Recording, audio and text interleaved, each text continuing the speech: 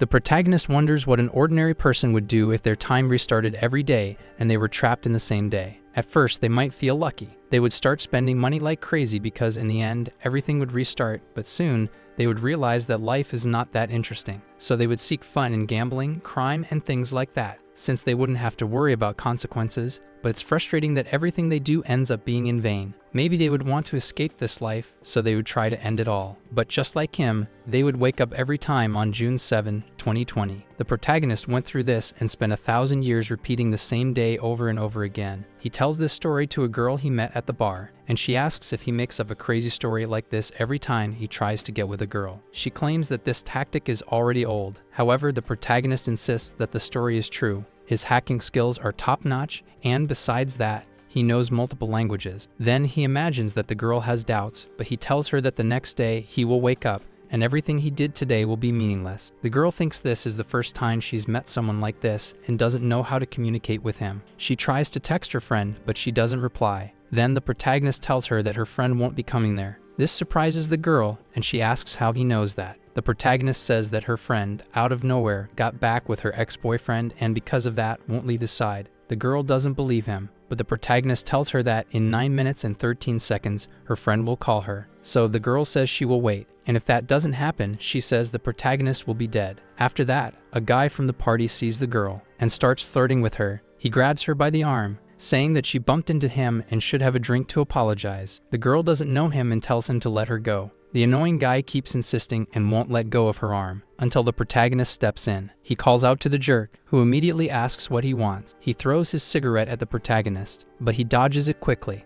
This surprises the bully. Then he charges at the protagonist. However, he misses the punch because the protagonist dodged. The thug can't believe what he's seeing, and before he can do anything else, he takes a solid punch from the protagonist, getting thrown backward. His friends are shocked because they didn't expect this, unlike the protagonist who already knew this would happen. Right after that, another guy appears. He's the leader of the goon who just got beaten up. As he approaches the protagonist with a serious look, he threatens him, but the protagonist simply tells the man that he has grown and asks if this is how Xiao taught his younger brother. The man is surprised after hearing the protagonist mention his brother. Then the protagonist takes out his phone and tells Xiao that his brother is causing trouble, shocking him even more for having his number. The protagonist says on the phone that if Xiao doesn't want to start a war in China, then he should stick to what was agreed upon in the main meeting, and he should control his people because otherwise, next time, the conversation won't be over the phone. Then he hands the phone to Xiao's brother, who, upon answering, apologizes for what he did, promising it won't happen again. Soon, not just him, but everyone around bows before the protagonist. He tells them that he's in a good mood today and won't punish them. The girl, initially surprised, is now completely amazed, wondering who this guy is, until her phone rings, exactly at the time the protagonist predicted. Her friend tells her that she got back with her boyfriend and apologizes for not coming to the bar. She says this is impossible, but the protagonist insists that it's not and asks her to come with him. The girl hesitates because she still doesn't believe him. Either way, they end up going to the parking lot, until she sees a nice car and asks if it's his. The protagonist says no, but that it doesn't matter because tomorrow it will be back with its owner. The girl says she's drunk and asks if he's going to take her home. The protagonist says he's not interested in a woman who wears a ton of makeup to look pretty. That doesn't please her one bit. Then she tells him to wait. With that, she takes a handkerchief from her bag and wipes her entire face. After removing her makeup, she asks what the protagonist thinks. He gives her a score of 9 out of 10. Soon he invites her to his house, saying he can prove he's not lying, even mentioning that his bed is a double. The girl agrees but warns that if he tries anything, she will call the police. With a very mischievous smile, the protagonist starts the car and drives off, heading straight to his house with her in the passenger seat. The next day, at dawn, the protagonist's bed is completely messy. He slowly wakes up and says it's just another July 7th. Seeing his empty bed, he realizes the girl is no longer there. However, shortly after, she appears, saying she believed what he said and now wants explanations as to why the day didn't reset as he had mentioned. The protagonist looks at the calendar clock and realizes it's the 8th. He confirms it again by checking her phone. Now he is the one confused by this whole situation. A little while later, the girl starts knocking on the door, asking the protagonist what kind of man hides in the bathroom. She keeps demanding the promised explanations. Meanwhile, as he takes a shower, the protagonist realizes that he is not in a dream and that time has truly started moving forward. Not only that, but he is now free from this time prison. Excited, he looks forward to exploring the world with the knowledge he has gained. Then a system appears, stating that the host has passed the Millennium Test and that the time reincarnation system has been initiated. The protagonist wonders if he himself has awakened the system.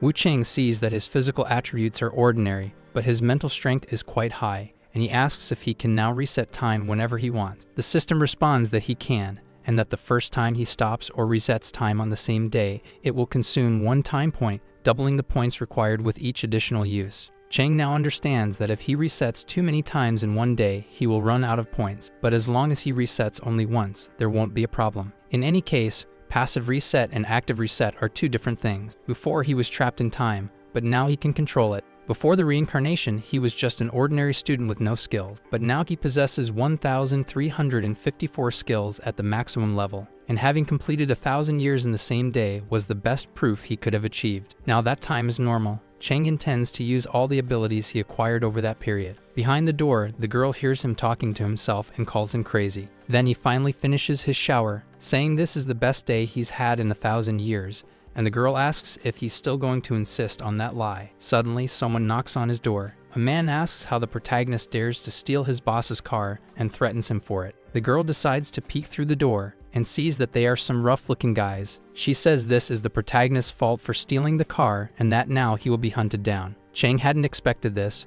but coincidentally he stole Wang's car. The girl says this guy is very well known in the underworld and that it's not good to be pursued by him. Wang has a powerful story of overcoming adversity. His parents were beaten by social workers hired by third parties, and in his rage, he tore them to pieces. He was sentenced to 3 years in prison, and after being released, he started working on the streets, becoming known for his intelligence. Now he is one of the big players in China, as well as being very powerful. Because he stole this man's car, the girl says the protagonist is as good as dead. However, Cheng says this is a minor problem, because he remembers that yesterday he ended up using the name Li Gongzi, and if he doesn't handle this properly, it's likely that he and the girl will be hunted to death. She then asks what the protagonist is going to do to fix this. Cheng says he has a simple solution. The girl doesn't quite understand, but he says he will start over and reset the day. Then the system confirms that the host will reset time for the first time on July 8, 2020. This will consume 1 point, leaving him with a little over 360,000 points remaining. With that, he returns to the same day the moment he woke up.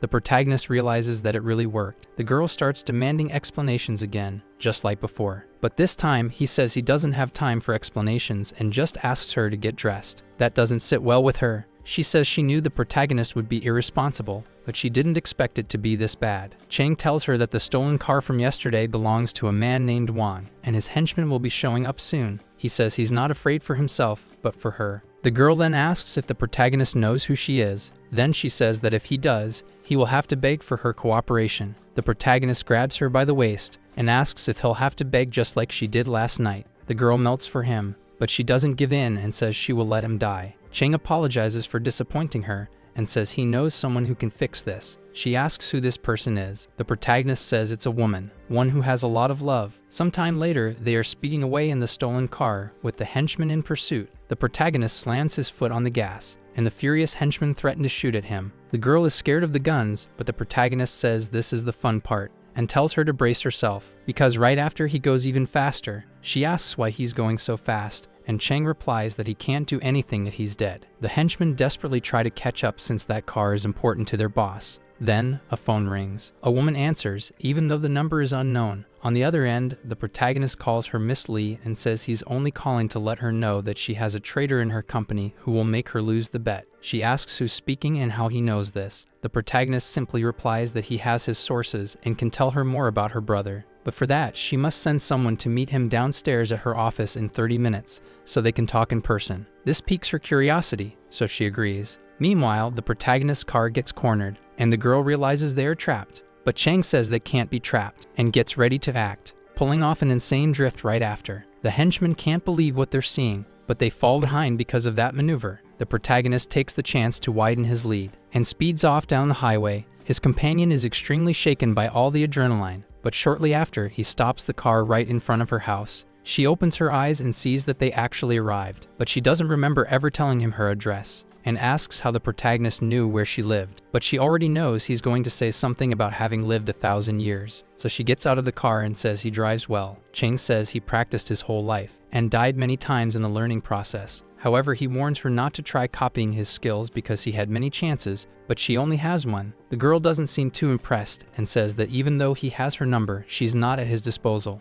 After dropping her off, the protagonist leaves, and the girl reflects on what happened, thinking that he fooled her all night and still thinks he has a chance with her. Soon, she concludes that her friend must have helped him with the lie or something like that, so she decides to investigate to see if that's really the case. Half an hour later, at the meeting location, Lai Rubing, on the surface, is an entrepreneur in Donghai City, but her story is far more complicated. The man who could bring destruction to the entire eastern region of China is her brother. In his time loop, the protagonist has already had dealings with her and obtained this information. Inside the president's office at the company, the protagonist waited for her as agreed. She sent one of her men first, just as he requested over the phone. After that, she pulls up information on him. Wu Cheng, 22 years old, a computer science graduate from Donghai University. Additionally, she obtains personal information about his entire family. He says she's good at this, considering she got all that just from his phone number. Lai Rubing says he seems ordinary but claims that someone like him wouldn't know how to bet. Then she asks who he really is. Chang replies that he's not ordinary. Moreover, he knows many things that are important to her, like who the traitor in her company is and that if she pays 10 million,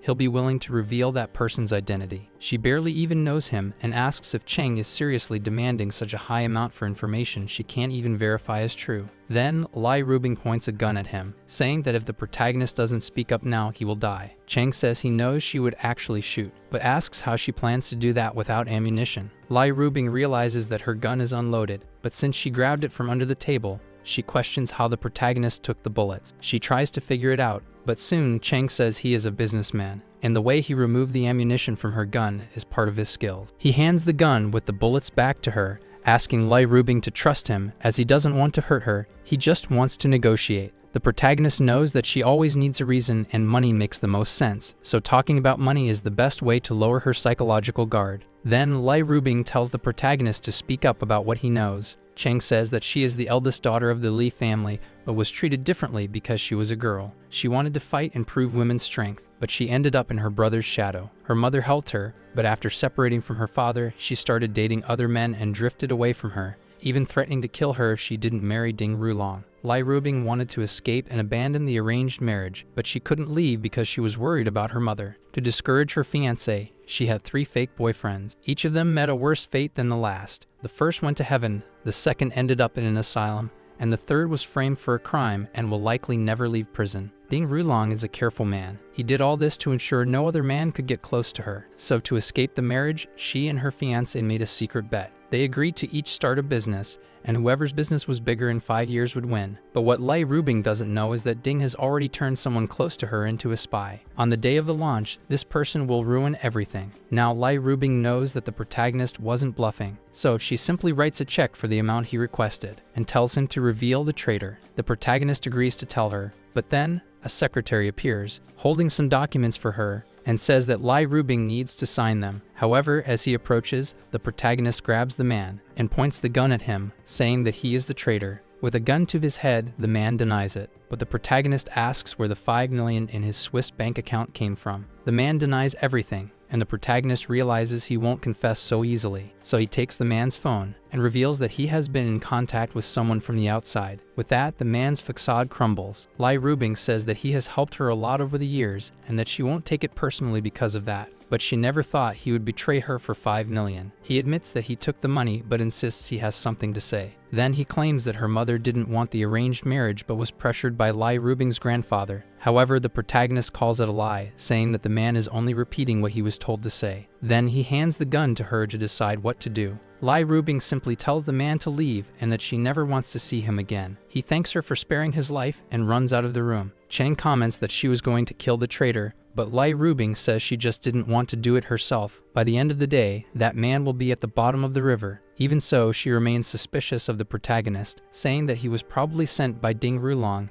and is only getting rid of a pawn to gain her trust. Seeing that Lai Rubing doesn't trust him, Cheng says he has a way to solve that, and offers to be her fake boyfriend. He explains that her fiancé is very concerned about his reputation and would never allow himself to be humiliated just to win over Lai Rubing, so being her fake boyfriend is the best way to prove his innocence. She points out that all her previous fake boyfriends were ruined by Ding Rulong. The protagonist is well aware of that, but he says that for those who want to climb higher, having a relationship with her will make life very interesting. Lai Rubing admits that Cheng is very brave and bold, and that for someone so young, it would be a shame for him to die like this. Then she asks if he isn't afraid. With a gun pointed at his head, Cheng says that if she really wanted to kill him, she would have done it already. That's why he isn't afraid of her. With that, Lai Rubing steps back and says that she really likes him. She also says that couples should always have a photo of just the two of them. Using her own phone, she takes a picture, and the protagonist thinks she must have done it to ensure he isn't lying, and to make Ding Rulong jealous.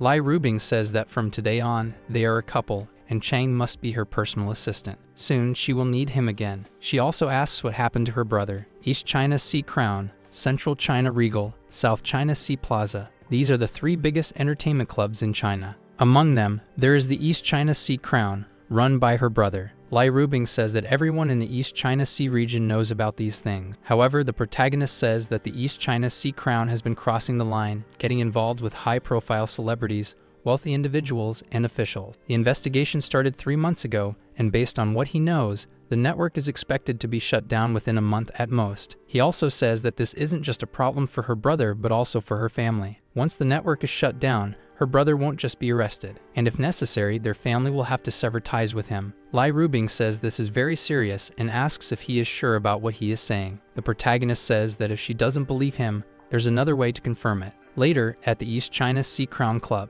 one of the henchmen who was chasing the protagonist reports the incident to his boss. His name is Wang Yuan, the right-hand man of Lai Ruotai. After hearing all this, Wang asks if the protagonist has given up on his life. Zhao, the same guy who answered the protagonist's call earlier, says it's strange that some random brat had his phone number and knew about the main meeting. The eldest grandson of the Li family says that whatever the reason, if they find the protagonist, he wants to kill him with his own hands. Suddenly, Lai Rubing enters the meeting room and interrupts their conversation. Her brother tells them to put out their cigarettes because she doesn't like the smell or the smoke. Then he asks why she showed up in person and if it's urgent. Lai Rubing says she's here to introduce someone. Cheng says that he borrowed his car yesterday and hands back the key, saying the car is parked nearby. The henchmen quickly recognize him, saying this is the man they were talking about. The protagonist looks at Lai Rubing's brother and knows he is the one most capable of wielding the family's power, even stronger than Ding Rulong. Lai Rubing had a tough upbringing. She spared no effort to either protect her brother or defeat him. This also led Lai Ruotai to respect his sister. He tries to say something to her about the protagonist, but Lai Rubing grabs his ear, saying that this guy is her new boyfriend, and her brother should call him brother-in-law. Everyone present is shocked to hear this. Ruotai thinks his sister has brought home another fake boyfriend and asks for a good reason to go along with it. Lai Rubing realizes she'll have to improvise, so she says she hasn't been feeling well recently, claiming it's all her boyfriend's fault. The protagonist asks if she isn't overacting a little too much. She asks if Cheng is afraid of being killed by her brother. He says no, but mentions that her brother looks a little dazed. Ruotai starts to believe that his sister is pregnant with the protagonist's child and takes her story seriously. He thinks the protagonist doesn't look like a bad guy, but he's also not the most handsome man. He also knows his sister likes older men and wonders why she is dating someone who looks like he's in his early 20s. Soon he starts to suspect that his sister is being deceived, saying that love often makes people blind and drops their IQ to 0. Because of this, he concludes that he must save his sister, and asks how they met. Cheng says it was 3 months ago when Lai Rubing was recruiting interns at a university. She thinks to herself that she really did do that, but wonders how the protagonist knows. Her brother says that's not a long time and asks if she really likes this man. He also says that the henchman reported that the protagonist was with a girl at the bar last night. The protagonist says that the girl in question is Mu Qian, daughter of Mu Sihai, the owner of the East China Sea Biomedical Group. Speaking of which, he thanks Zhao, saying that if he hadn't interrupted the commotion, the protagonist wouldn't have been able to make his next move as planned. Moreover, the group is worth billions of dollars, leads the industry in the country, and has political influence. If the girl had gotten into trouble, they would be facing a huge problem. He also says that even if they win against the Mu Group, they will still have to pay a high price. Upon realizing that he avoided a major issue thanks to the protagonist, Ruotai expresses his gratitude for the help. His sister didn't expect that he, a man who fears nothing, would be subdued by the protagonist in just a few words. Then she states that she is there for something important and reveals that someone higher up wants to take over the Crown Club. Everyone present is shocked by this. Ruote says it's impossible because he personally handled everything and would have known if that were the case. Chang tells Ruote that he shouldn't have used the video to blackmail those people and that his dealings with Si-hu should have been cut off long ago. Lai Rubing scolds her brother, saying that he should no longer be in contact with Tai, as she has warned him multiple times that he is not a good person. The protagonist agrees with her and adds that Sai put the blame on Ruote for what happened and even claimed the idea was his. Ruote says that not even his sister knew about this and asks how the protagonist found out. Chang, however, says that he doesn't owe him an explanation because he is there for his sister and only helped him out of consideration for her, because if something happened to him, Lai Rubing would be upset. Even so, Ruote demands clarification, threatening the protagonist in front of his sister. Then Lai Rubing tells him to calm down, but her brother refuses to believe the protagonist's words and says he is deceiving them both. Chang says that only a few people in China know about this matter, and reveals that 4 months ago, Liao Bo, who was parachuted into the Eastern China Maritime Police Department as deputy director, came to handle the Crown Entertainment case. Some investigators, disguised as guests, and others, hidden inside the club's premises, gathered a lot of evidence. Then the protagonist writes down some names and says it is the list of undercover agents. After reading the entire list, Ruote tells Zhao to notify the others and start gathering weapons. He instructs Wang to take his men and investigate the names on the list. And as for the protagonist, he warns that if the information is wrong, he will be held accountable. Chang doesn't seem worried at all. Then he asks Ruote how much he is willing to spend. After some time, once the tasks have been assigned, Ruote receives the gathered intelligence. With that, he confirms the protagonist's information and orders his men to capture everyone on the list immediately. However, Chang tells him that won't be possible, because if even one of them is missing, the police will start to act, and they have evidence linking Ruote to illegal casinos. Angrily, he asks the protagonist what he should do. Chang asks whether he wants to move forward and go to prison or if he wants to get through this situation safely. Ruote asks what the best solution is. The protagonist tells him not to send his men just yet, so Ruote cancels the order and asks what comes next. Chang tells Ruote to apologize to him, and everything will be resolved. Ruote wonders if he will have to start respecting the protagonist from now on. Lai Rubing tells Chang to help her brother since they are now part of the same family. However, the protagonist says that Ruote doesn't see him that way. Ruote insists that's not true and confirms that Chang is now part of his family. Then he apologizes to the protagonist, explaining that he was just afraid he was lying to his sister. Chang says he doesn't like the apology, but because of his sister, he will give him a solution. First, he tells Ruote that he must kill Si-hu. He knows too much, and if he stays alive, nothing will work out. He also mentions that Si-hu went to Villa 17 in the Lotus District to do drugs with his mistress. If he dies of an overdose, no one will suspect a thing. Second, now that all the evidence is in Liao Bo's hands, the only thing left to do is steal and destroy it, ensuring Ruote's safety. Ruote agrees to do it. However, the protagonist warns that Liao Bo is too powerful for Ruote to handle alone. Then the protagonist reveals the location of a safe and its password, saying that all the evidence is there, and all he has to do is send someone to steal and destroy it. Ruote is impressed by the level of detail. Then he says that Ruote must inform the old man, especially about the situation with Si-hu, because in the end, this concerns the Wei family. The Li and Wei families have been hostile toward each other for years, and both sides have been at war. Many people were arrested because of it, but the Wei family came out on top. That's why the Li family wanted to join forces with the Ding family to defeat them. After everything is over, the Wei family will try to take advantage, and many problems will arise. That's why it's important for the old man to know everything, and the cherry on top is the Crown Club, which is why the protagonist says it must be burned down. Ruote doesn't like having to do that, but the protagonist tells him he doesn't need to understand everything, just enough to match what appears in the news. That way he can redecorate the place and shut it down without raising suspicion. If he can accomplish these 4 things, the protagonist guarantees success. Lai Rubing pulls her brother's ear and tells him that he must do exactly as Chang said. Then Ruote's phone gets a notification. He sees that it's about the casino. One of his people has just lost 2 million. He immediately says he has to go there and asks them to wait for his return.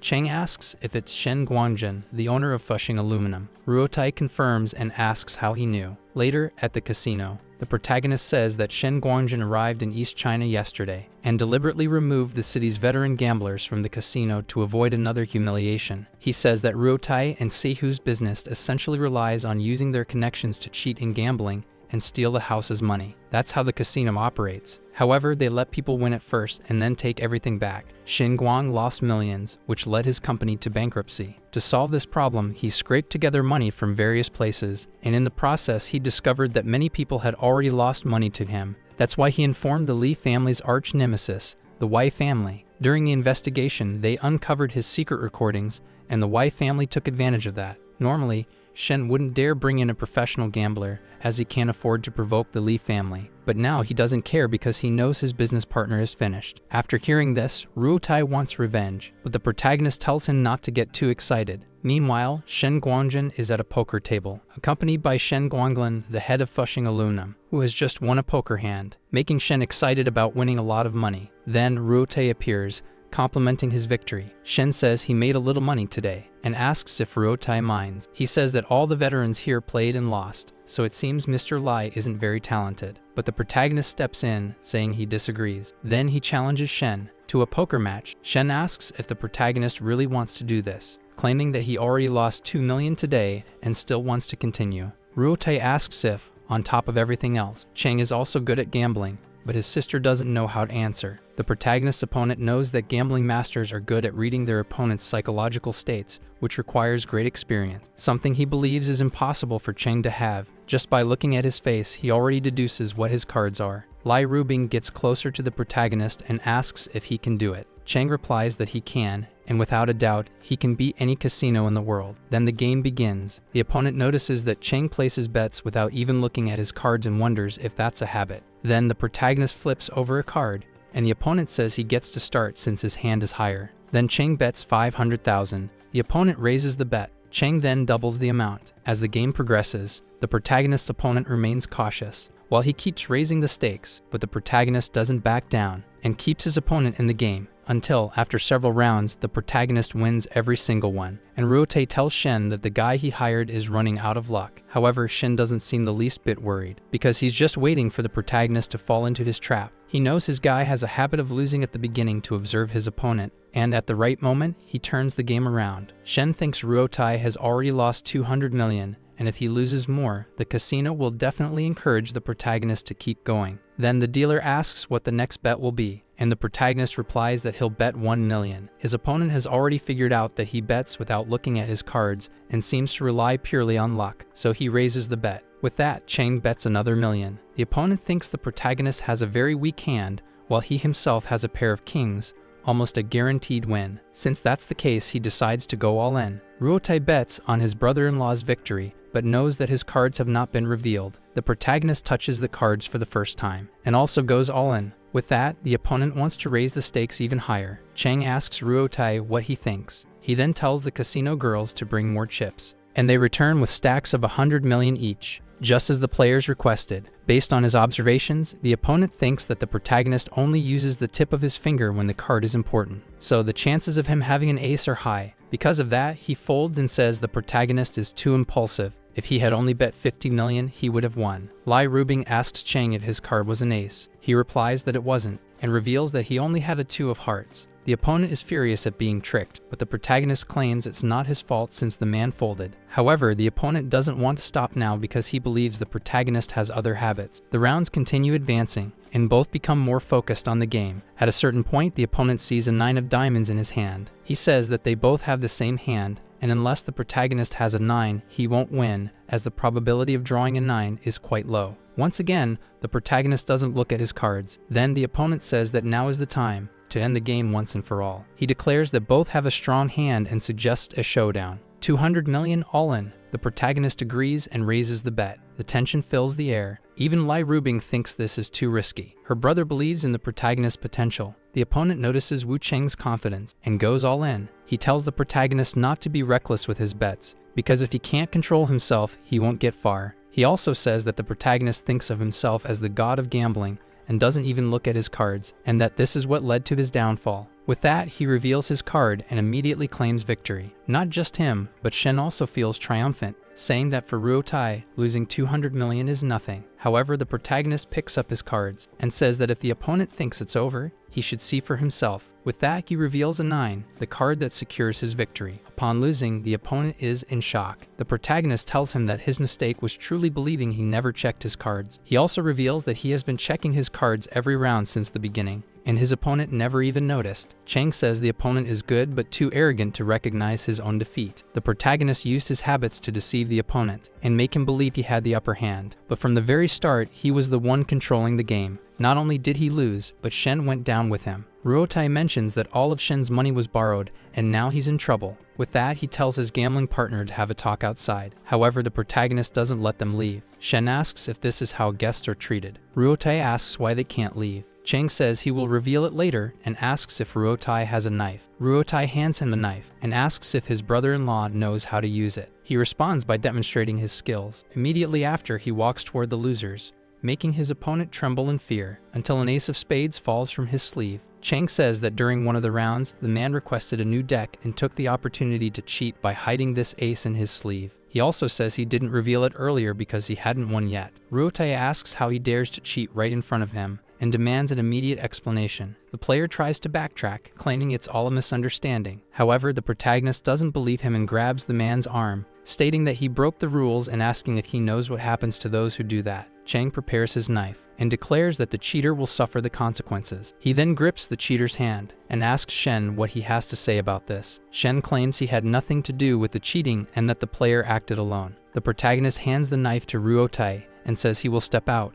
leaving him to handle the rest. But he reminds him not to deal with it inside the club. Ruo Tai understands and takes charge of the situation. As they leave, Lai Rubing asks Chang if stabbing someone feels good. The protagonist replies that it doesn't, and asks if she would feel good about cutting off her own hand. Lai Rubing wonders how the protagonist can stay so calm after stabbing someone, and she questions whether he would actually kill someone or not. Sometime later in the car, Lai Rubing says she didn't expect to see the protagonist doing so well in gambling. He thanks her but reminds her not to forget to pay his share. She realizes that Chang only thinks about money. Suddenly, the protagonist starts acting strangely. He becomes suspicious of something, and Lai Rubing asks what's going on. Chang says that a car is following them. Then, the driver himself confirms it. Lai Rubing immediately orders him to shake off the pursuer. She says that Ding Rulong likes to send people to follow her, but the protagonist knows that's not the case, and that the real target isn't her, so he takes her hand, saying that he'll take care of everything. Lai Rubing wonders if the protagonist is using this opportunity to flirt with her, but she actually likes it. Then she asks if Chang is hungry, because considering his accomplishments today, she's going to treat him well. After that, they head to a restaurant. Chang says that many people there seem to like her and asks if he'll be seen as a competitor. However, Lai Rubing says that's exactly the point. Shortly after, Han Deli,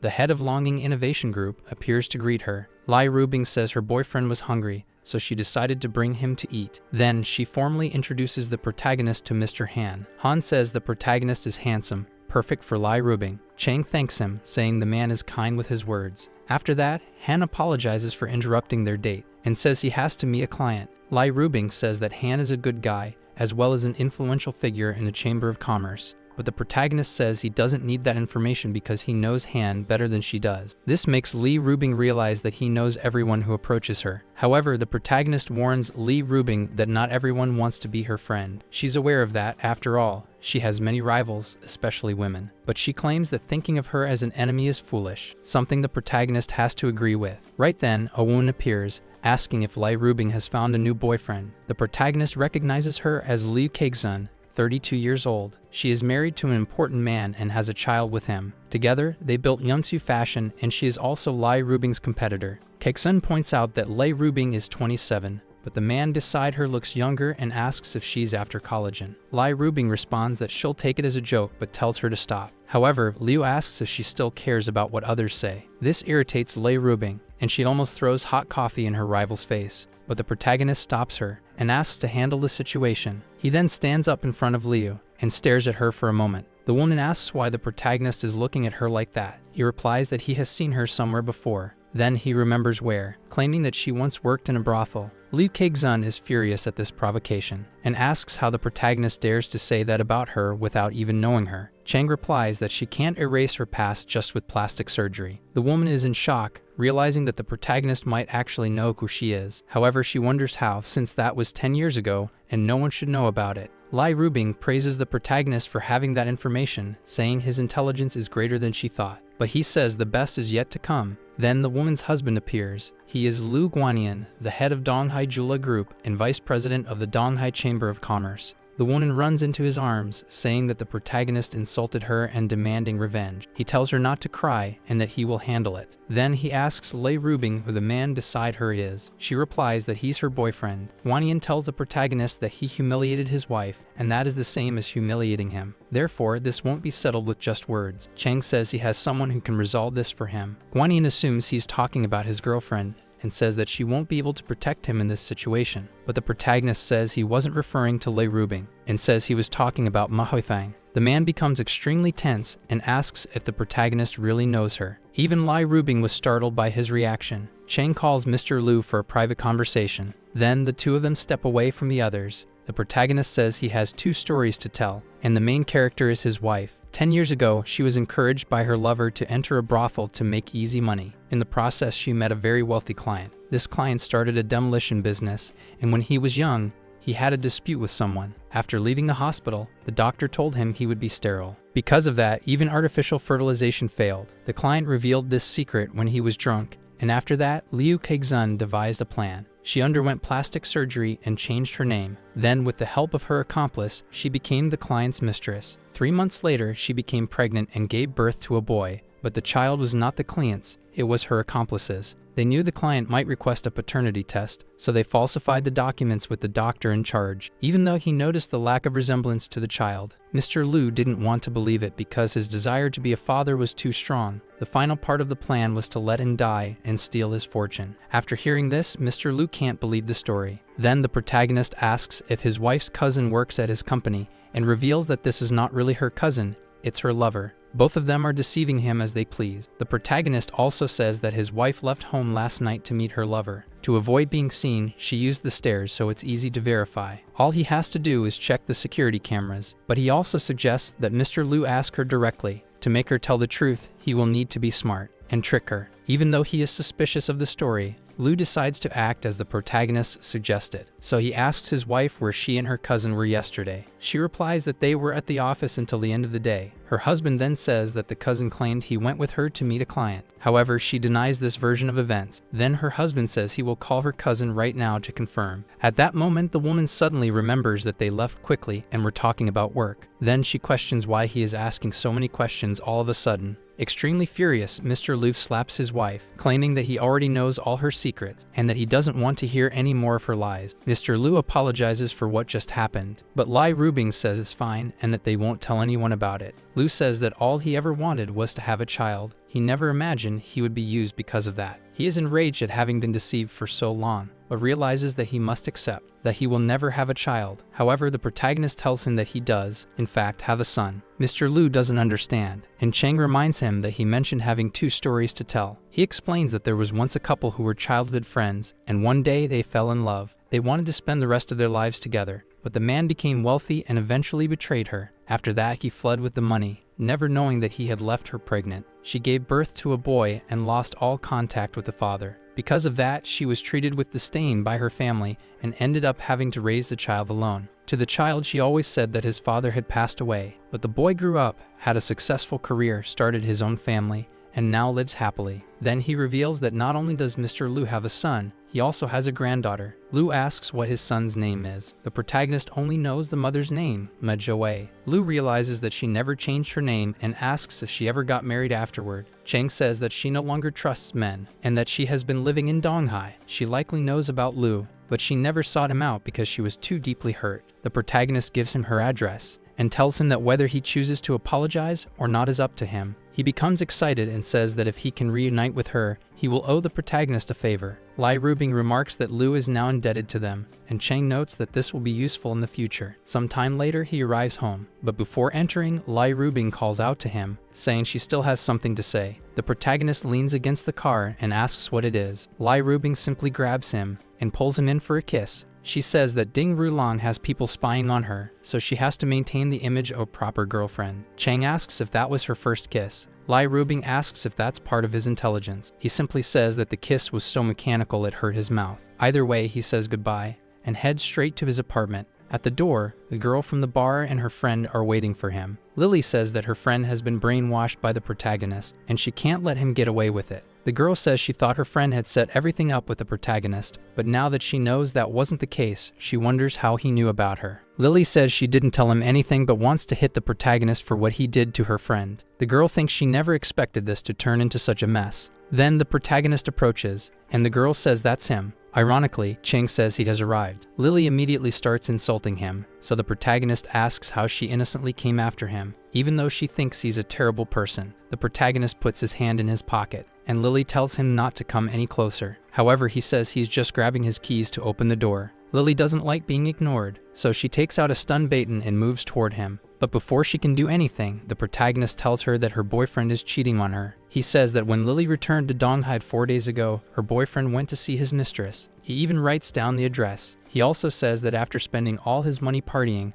her boyfriend came back to her for financial support. And if she doesn't believe it, Shane offers to persuade her boyfriend himself. However, Lily refuses to believe it, saying she has great taste in men, and calls her boyfriend to prove it's a lie. She then calls and asks if he is at her place, telling him to confirm whether there are 10,000 in the bedroom drawer, but he says he'll check in 30 minutes. Lily realizes that her boyfriend lied and runs off to catch him in the act. Her friend tells her to wait because she wants to go too. But before that, the protagonist picks her up in his arms, saying that since she's already here, they might as well go inside. She asks why he picked her up like that. Chang responds that a princess shouldn't get tired from walking too much. She, however, begs to be put down. The next day, the protagonist gets out of bed, and while getting ready to leave, he asks if the girl isn't going to get up. She replies that she didn't sleep well because of him and needs her beauty sleep. Then the protagonist tosses a piece of paper to her, saying it's his number, and if she wants to talk to him, she should call instead of holding back. She gets super excited about it. Upon leaving his house, a car follows him. The protagonist takes out his phone. He calls someone, saying he noticed he was being followed and that if they want to talk to him, they should meet him after his training. Chang has mastered combat techniques over the past 1,000 years, but his physical condition is still not good enough, so he needs more training. After everything, he has offended Ding Rulong and doesn't know what kind of trouble he'll face in the future. After finishing his training, he notices that his visitor has arrived, and he thinks that, in the past, Wang was just a second-rate thug, but he and Li Tai climbed the ranks of connections and gained power, expanding their influence. Within a few years, Wang became one of the 4 bosses. Together, they control 90% of China's entertainment industry and social businesses like logistics. Wang approaches and says he wants to clear up a misunderstanding. He explains that he had someone follow the protagonist for his safety and had no ill intentions. Chang says that his brother-in-law probably doesn't know that Wang is doing this, and that he is very protective of his sister, so if he finds out, Wang will be in big trouble. But he says he won't tell him. Otherwise, he wouldn't have called him to talk. Then Wang asks what he wants. Chang says he wants to be his friend because Wang has many subordinates, and if he ever needs help, he wants Wang's support. Wang says that if the protagonist ever needs anything, he can ask for his help at any time. The protagonist thinks that he has a lot of information but lacks manpower, so Wang's assistance will make things easier. Then his phone rings, and someone says there's a problem and needs Chang's help as soon as possible. Wang says that he has clean clothes in his car that Chang can use and wants him to accept it as an apology. The protagonist accepts and is pleased to have earned Wang's trust. Then he drives to his destination. There, several employees are trying to solve a problem, including Lei Rubing, who called the protagonist. As soon as he arrives, he asks what happened. She says that her representative, Deng Sunya, was in a car accident. Chang says that because he helped her uncover the traitor, Ding Rulong realized that his plan had been exposed, and today this girl had an accident. To prevent her from speaking about the product, this is no coincidence. Lai Rubing wants retaliation, stating that Ding Rulong cannot violate the rules of the bet and even use his family's influence without facing consequences. Chang asks if she wants him to find a new representative. Since she will need one, Lai Rubing answers yes. Then he mentions Tom Manning, a top-tier national film star with multiple awards, and asks if she is qualified. Lai Rubing says that an actress as famous as her would never agree, much less become her representative. She also says that she appreciates the protagonist's good intentions, but false hopes won't help. However, he says that if she doesn't believe in his abilities, they can make a bet. He claims that he can find Tao Manning and have her sign a contract by tomorrow morning. Tao Manning is a first-class actress and was the first Chinese actress to enter the international star rankings, receiving numerous awards in the process. Since then, she has received various sponsorships and become one of the highest-paid actresses in the world. Lai Rubing then asks if Chang can really do what he claims, since Manning is filming internationally and has several powerful sponsors. The protagonist doubles down on his bet. He says he will accomplish what he promised. If not, he will forfeit the $10 million from before and pay Lai Rubing an additional $20 million. However, if he succeeds, decides the casino money she owes him, she will have to add another $20 million. Moreover, she will not be allowed to get jealous of him. Lai Rubing asks why she would feel jealous since their relationship is fake, and he can be with whoever he wants without interfering with their arrangement. She also states that she has no right to stop him from doing so. Chang then says they have a deal, telling her she can already deposit that money into his account. Lai Rubing gets irritated by his overconfidence, but Chang doesn't waste any time. He makes a call and says he has a favor to ask. Then he heads to Wang's player lobby. Wang says that his men are skilled at gambling, but asks what the protagonist needs them for. Chang tells them to turn on their computers and play the game Legendary Lore of the City. Additionally, everyone must register, enter the third zone, and use King of Hordes as their prefix. After logging in, they must wait for Chang in the newbie area, as he claims he will carry and build the clan. 4 hours later, the team is assembled. They are facing strong opponents in the game, and after defeating them, several items drop, which are distributed among the players. Wang appears and says that the clan has crushed the original gang, and is now the largest gang on the server, though it cost nearly $8 million to acquire this equipment. Chang says that there are no more casual players on the server. Other small clubs have left, and only King of Hordes and World Devouring Dragon remain. Now it's time for the second phase of the plan. Then, everyone receives a message that the clan leader has started a new battle. In the city hall, the fight escalates. Chang meets with the leader of the rival clan, who says he can't believe the protagonist spent so much money on the game. He must be a true fan as well. However, he points out that their guilds are evenly matched, so anyone could win. But the protagonist disagrees and says the winner will be announced soon. His opponent notices his confidence and asks if the protagonist is already declaring victory. Chang replies that he isn't. He says that his opponent will be the winner. Then he instructs everyone under his command to unequip all their items and immediately log out of the game. His opponent is completely baffled and asks what he is doing. He doesn't want the match to end like this, claiming that it's rare to have an opponent of this caliber. He also says that he spent $10 million on the game and that if the protagonist quits now, it will all be for nothing. Chang explains that his girlfriend's company is in trouble and they need to find a new representative since the previous one got injured. So to help her, he can't play anymore. His opponent says that if he needs an actress, all he has to do is say the name and he can arrange it. And even if it's Tao Manning, he can arrange it with just one phone call. The protagonist feels accomplished because that was exactly what he wanted to hear. Chang says he has something to do. He's going on a business trip to East China, so he can't play anymore. His opponent says he's also from East China. The protagonist calls it a coincidence, but insists he has to leave. As soon as he exits the game, a message arrives on his phone. Everything went according to plan, because he managed to establish the contact he needed. He tells the men that they did a great job, but if they have nothing else to do, they can leave now. The protagonist arranges a meeting with the other player. Upon arrival, he meets Lai Chang, 42 years old, head of the Lai family and owner of Hongfei Industries. Chang introduces himself and says he already knows who Lai is.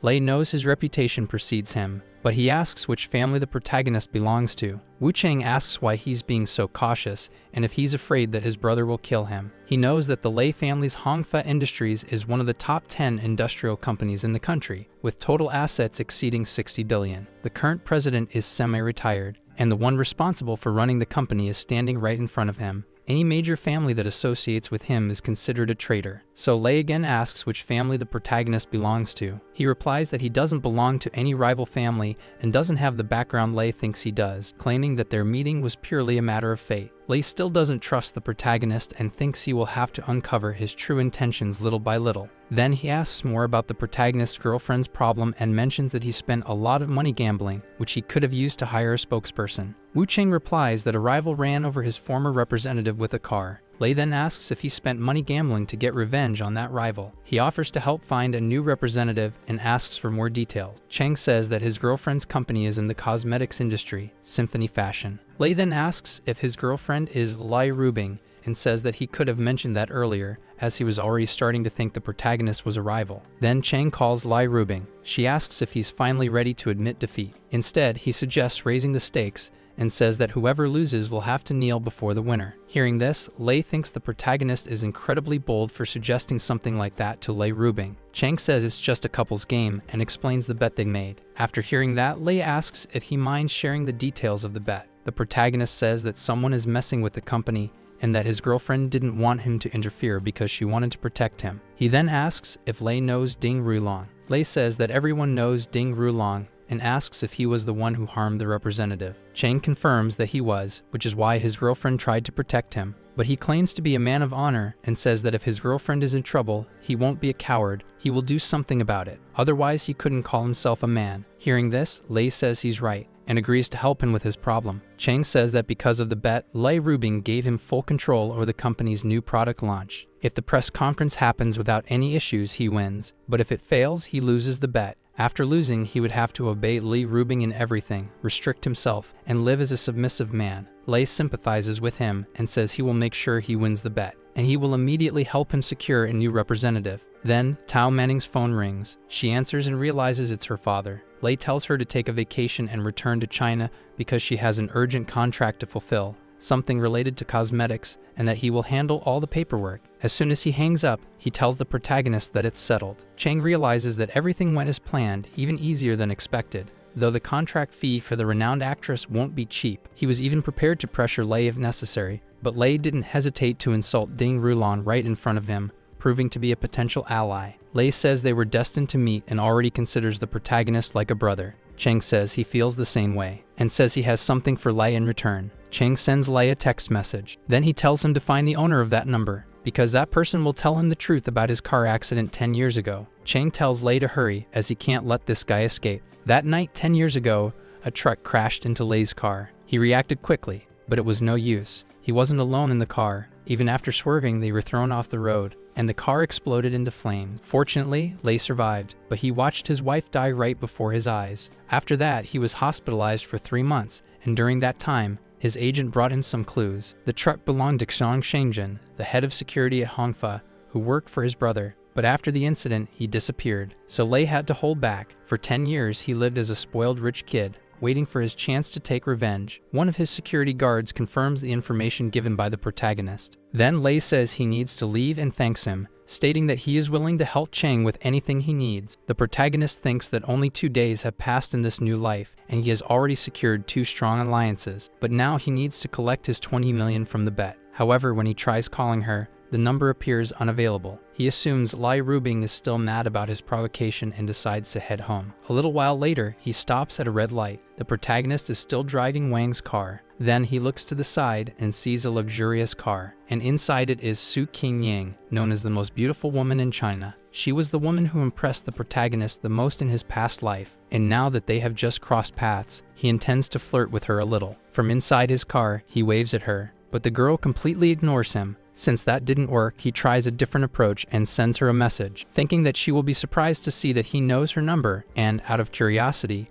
will end up replying. Then the protagonist receives a notification, but it's from his brother-in-law. Sometime later, they meet, and Rutai presents his brother-in-law with a massive house, saying that it now belongs to him. He says it's a gift for his help and adds that if his sister is pregnant, she can't be having a child in a bad house. Then he asks for the protagonist's documents to transfer the property into his name. The next morning on July 10th, a woman arrives at the company's reception, looking for Lai Rubing. She introduces herself as Tao Manning. The receptionist says that the president is in a meeting at the moment and that she will notify her. Meanwhile, in the meeting room, Lai Rubing is desperate, as the conference is in 13 minutes, and she still doesn't have a representative. She has no idea that the protagonist's plan worked, as she hadn't answered his calls earlier. Then she receives a message from the receptionist, informing her that Tao Manning is at the company and wants to speak with her. Shortly after, the two meet. Lai Rubing says she was busy, which is why she didn't respond immediately. Tao, in turn, simply compliments her and her boyfriend. Lai Rubing asks how she and Chang met.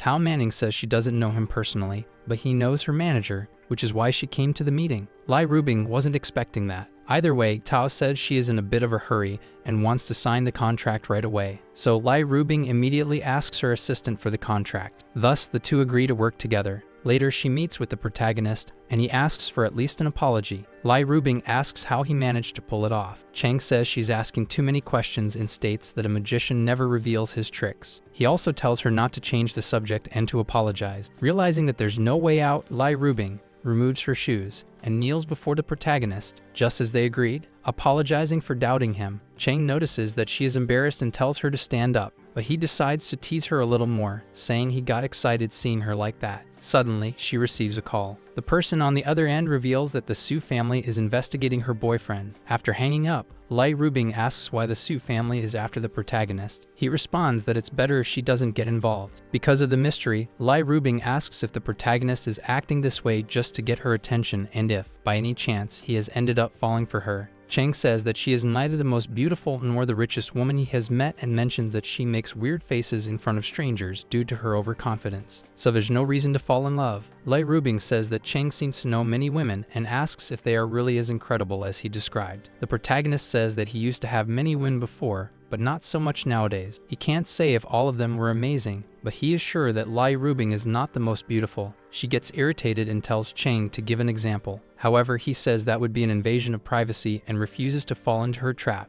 Lai Rubing then says that if he can't even name one, that's fine because, either way, she wouldn't believe his lies. After that, the protagonist receives a phone call. It's Su Qingying who wants to meet him in person and asks if they can arrange a meeting. Chang asks if it has to be in person. She says yes, claiming that some matters need to be handled that way, and she wants to meet him at Tang She's private club headquarters the next day. Lai Rubing asks if Su Qingying is one of the women the protagonist was talking about. He says not yet, but she might be in a few days. Although she doesn't know Su Qingying personally, Lai has heard about her business, as it's no secret to the public. Her father focused on his own career and married late, so by the time Su Qingying was born, he was already old and raised her like nobility. Even when she studied abroad, guards watched over her 24/7 just to ensure she wouldn't fall in love too soon. After he became ill, her father wanted to arrange a marriage for his daughter, and the conditions were strict. The Su family never lets its guard down. Su Qingying is well behaved and always listens to her family, so Lai Rubing assumes the protagonist is not a marriage prospect. So she tells the protagonist that he will never have a relationship with Su Qingying, but her doubt makes Chang suggest another bet. She accepts, and the protagonist asks if Lai Rubing isn't afraid of losing again. She replies that she just wants to bet. Chang then asks for 3 days to make Su Qingying his for the rest of her life. Lai Rubing says he can take 30,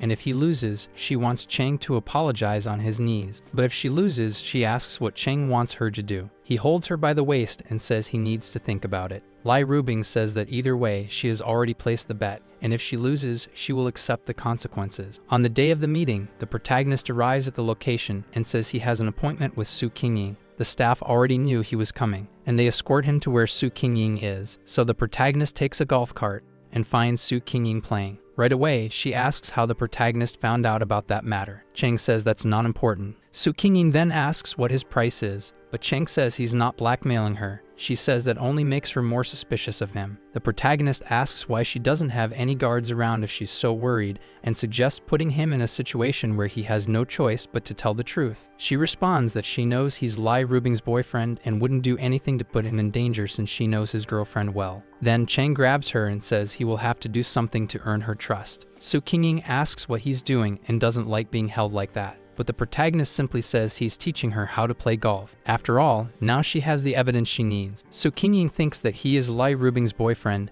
and if that possessive woman knew he was holding her like this, she would never believe they were just playing golf, and she would definitely kill him. So she concludes that the protagonist should be the one afraid, not her. And the more she resists, the more she understands how he deals with the idea of death. Her guards are stunned and don't know whether to intervene or not. Su Qingying asks if the protagonist isn't afraid that she will call his girlfriend and tell her what's happening. He replies that he is, but he also knows that she is afraid too, since he can expose her secret that puts them in a similar situation. So Su Qingying asks if he did all this just to give her something to blackmail him with. Chang tells her not to say such nonsense. He also tells her to keep playing and not to stick her butt out when hitting the ball, claiming that her coach should have taught her that before. The guards decide to take action, so they call their boss to report what's happening. Meanwhile, the protagonist continues giving golf tips. He tells Su Qingyin to position her legs properly and extend her arms before making the swing. Then he tells her that her pelvis is tilted forward and advises her to tuck it in slightly. After that, she performs the move and asks if she did it correctly. Cheng responds that she did, but unfortunately, he won't be able to teach her anything else. Su Qingyin asks why. He says that her mother has probably sent someone to capture him. Speaking of her mother, she receives a report from the guards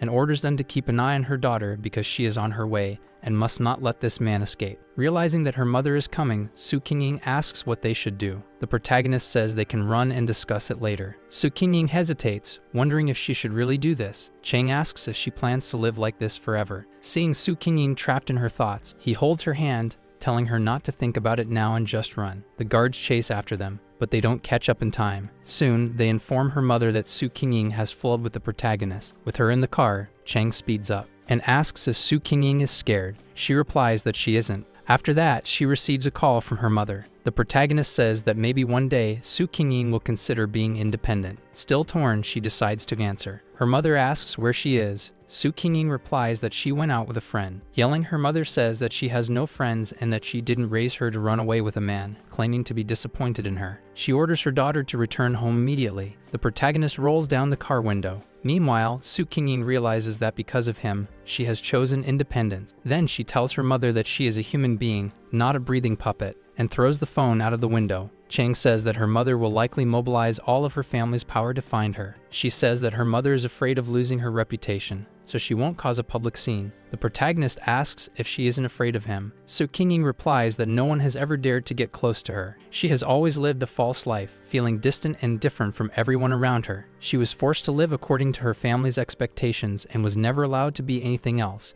which left her exhausted. Now running with the protagonist seems to be her only chance to feel like a real person. Cheng tells her that she made the right choice. Su Qingyin asks if he is really Lai Rubing's boyfriend, and if he isn't afraid of her finding out what they are doing. But before he can answer, Su Qingyin grabs him and kisses him. Cheng tells her that he is driving, and that this is not the best time for that. She says she just felt like doing it. The protagonist tells her to stay quiet while he's driving, but he thinks to himself that Su Qingyin has a hidden quality, one he explored well during his time loop days. He remembers when she completely surrendered to him, proving that she was the most beautiful woman in China. And to satisfy his curiosity about how she became such a high-class model, Su Qingyin even opened her computer and logged into a forum in front of him. Looking at that post, the protagonist realized that the perfect and glamorous image she had maintained over the years was actually a burden that weighed heavily on her. So the post didn't just reveal chains and masks, but also textual evidence of her hidden submissive nature. Cheng just never imagined that one day he would have to use that trait to his advantage. He asks where Su Qingyin wants to go. She says she wants to go to his house because she wants to do something to please him. 4 hours later, after the drive, the protagonist finds himself lying in bed with her when his phone rings. His brother-in-law says that people from the Su family have come to his house looking for the protagonist and asks what he is doing. Cheng simply says it's nothing and that he will handle it. Then he receives a call from Lai Rubing. She says that she was also approached and asks what the protagonist has done. Cheng simply hands the phone to Su Qingyin and tells her to say whatever she wants, without worrying about who is listening. Lai Rubing asks who he is talking to. He says she will find out soon enough. Then Su Qingyin answers the call and speaks with her girlfriend. Rubing asks what her relationship with the protagonist is. Su Qingyin replies that they are just friends. However, Lai Rubing immediately senses that something is off and asks Su Qingyin to hand the phone back to her boyfriend. She asks where Cheng is. He replies that he is at the villa that her brother gifted him. Soon, Rubing tells him not to leave because she is on her way. Su Qingyin asks if the protagonist isn't afraid of his girlfriend. He responds that, in fact, their relationship is just for show, but that's a secret. This makes Su Qingyin realize that it's just like Rubing's other 3 relationships. The protagonist says that not even his girlfriend's brother knows about this and asks Su Qingyin not to tell anyone. She says she won't, as she doesn't want any trouble. Now she understands that this is why the protagonist has been so calm all along, because he had no reason to be afraid. Cheng asks if she regrets what she did. Su Qingyin says no. Meanwhile, Lai Rubing thinks it doesn't make sense for Su Qingyin to be with Cheng, as she doesn't believe she is that kind of woman. But then she realizes that, in the same mysterious way, the protagonist managed to convince Teo to work with her, and she concludes that he is like a deity, unfathomable and mysterious. A short time later, she arrives at the protagonist's house, and walks in as if it were normal, looking around and asking for Su Qingyin. The protagonist points in a direction, showing that Su Qingying is in the kitchen. Su Qingying sees Miss Li and greets her formally. Rubing does the same but finds it hard to believe that the Su Qingying she knows is actually cooking for the protagonist. She calls the protagonist Love, saying they can talk without her since she's still finishing dinner. Rubing asks what's going on. Cheng says it's nothing special, he's just with his real girlfriend. Lei asks when that happened. Cheng replies that it was just today. She asks if they knew each other before. He says no. This only makes Rubing even more confused, until Su Qingying says the food is almost ready, and asks the protagonist to keep an eye on it while she goes to the bathroom. She also tells Miss Li not to stand around waiting and suggests she take a seat and wait for dinner. Rubing calls the protagonist to talk alone. Before that, Su Qingying says the washing machine has finished and asks the protagonist to hang the clothes. Her words and actions make Li realize that the protagonist truly has Su Qingying wrapped around his finger. This makes her feel uneasy. After that, they all sit down for dinner. Rubing notices that Su Qingying is about to feed the protagonist and thinks that level of intimacy is too much. Seeing how naturally the protagonist acts, Lei thinks that if Su Qingying keeps behaving like this, she will lose her focus and concludes that she must take the initiative and strike first. So she asks how long the two have known each other. Su Qingying says it hasn't been long but claims it was love at first sight. Lei thinks that's practically impossible, especially knowing how Su was raised. Then Su Qingying says that the protagonist has already told her they aren't really a couple, but she tells Miss Li not to worry. Her secret is safe, and she asks her to also keep it a secret that she is dating Cheng. The protagonist asks why Rubing is staring at him so much. Meanwhile, Su Qingying can only think about how her relationship is real while Lei's is not. Lei Rubing, on the other hand, realizes she is being provoked. She then decides to play along. With that, Li picks up a shrimp and feeds it to the protagonist. Even noticing Su Qingying's discomfort, he eats the shrimp given by Lei, and an awkward silence fills the air. Then Cheng says he is full and compliments the food. Su Qingying is pleased and says she will clean up while he talks with Miss Lei. After she steps away from the table, Lei Rubing asks what the protagonist is up to, and pulls him by the arm to talk in private. But due to her urgency and them holding hands, they end up tripping and falling to the floor. The protagonist tells Lei Rubing to take it easy and questions why she's asking so many questions. Besides, he wants to talk about the bet and the fact that she lost. He asks if she will really admit defeat as promised. The protagonist says he's very tired since he has been busy all day and his body is sore, so he asks if Rubing can give him a massage. Even though she is angry, she asks if it will be there or in the bedroom. 10 minutes later, Su Qingying looks for the two but doesn't see them anywhere, until she hears a sound coming from the bedroom and finds the protagonist receiving a massage. She is shocked to see what Lei Rubing is doing, wondering how a woman of her caliber could be serving a man like that. Su Qingying realizes that Miss Lei didn't care about her presence and wonders if the situation is the same as hers. If that's the case, both would be of the same kind, true allies. This means Wu Cheng is more powerful than she imagined. Then she walks over to the two of them, and as she approaches Li, she asks if the two of them can do the massage. Rubing can't believe it because Su saw her boyfriend being massaged by another woman. Yet not only was she calm about it, but she even joined in. She then wonders if Su Qingying is crazy or something because this is completely different from what she herself would do in a situation like this. She also questions what the protagonist did to win such love, until Su Qingying asks what she is thinking. The protagonist tells Su Qingying to stop the massage and not to forget her medication. This reinforces the idea in Li's mind that Su is crazy, but then she realizes that can't be the case. So she asks the protagonist to clarify things, but he demands a billion to tell the truth. Rubing doesn't want to play games and decides not to ask any more questions about how they fell in love, but she does want to know about the Su family's investigation. The protagonist explains that Su Qingying ran away from home, which is why her family is after her. Lei Rubing asks what he is going to do about it. Cheng says he can handle the Su family, but she reminds him that to everyone else, he is her boyfriend, not Su Qingying's. The protagonist says he is aware of that. Then Li asks if the Su family doesn't know that she is his girlfriend, because if that's the case, she will handle it herself. Lei also asks why Su Qingying ran away from home. Cheng replies that she has lived like a puppet her whole life, but now she has decided to take control of her own life, and he helped her do that. Moments later, Su Qingying calls and says that her family is downstairs at the house, but Cheng reassures her, saying he will go down to handle it. Then he declares that he will take care of the Su family issue. However, Lei Rubing asks if he already knew this would happen, and if that's why he asked her to come to his house. She doesn't like this at all, and says that he is manipulating people without caring about their feelings, but the protagonist insists that he didn't plan this, and it was all just a coincidence. Lei decides to believe him, but states that she doesn't like this feeling at all. Cheng says that her words sound like something a spoiled child would say. Then he holds her hand, saying that they will present themselves as a couple. Next, he approaches the Su family men, who demand the presence of Miss Su Qingying. Lai Rubing asks if they are there to cause trouble for her or her boyfriend. The guards say this is a misunderstanding, and that they are only there to take Su Qingying back to her mother. She then asks if they are accusing her boyfriend of kidnapping another woman. They don't know how to respond, until Su Qingying appears and says that she was not kidnapped. She also tells them not to use her mother's name to cause trouble, and that what happens between mother and daughter is none of their business. But then, her mother steps out of the car and introduces herself. Lai Rubing remarks that it has been a while since she last saw the lady, and both formally acknowledge each other. The lady then walks up to the protagonist, saying that he is indeed talented and impressive, just as the rumors claim,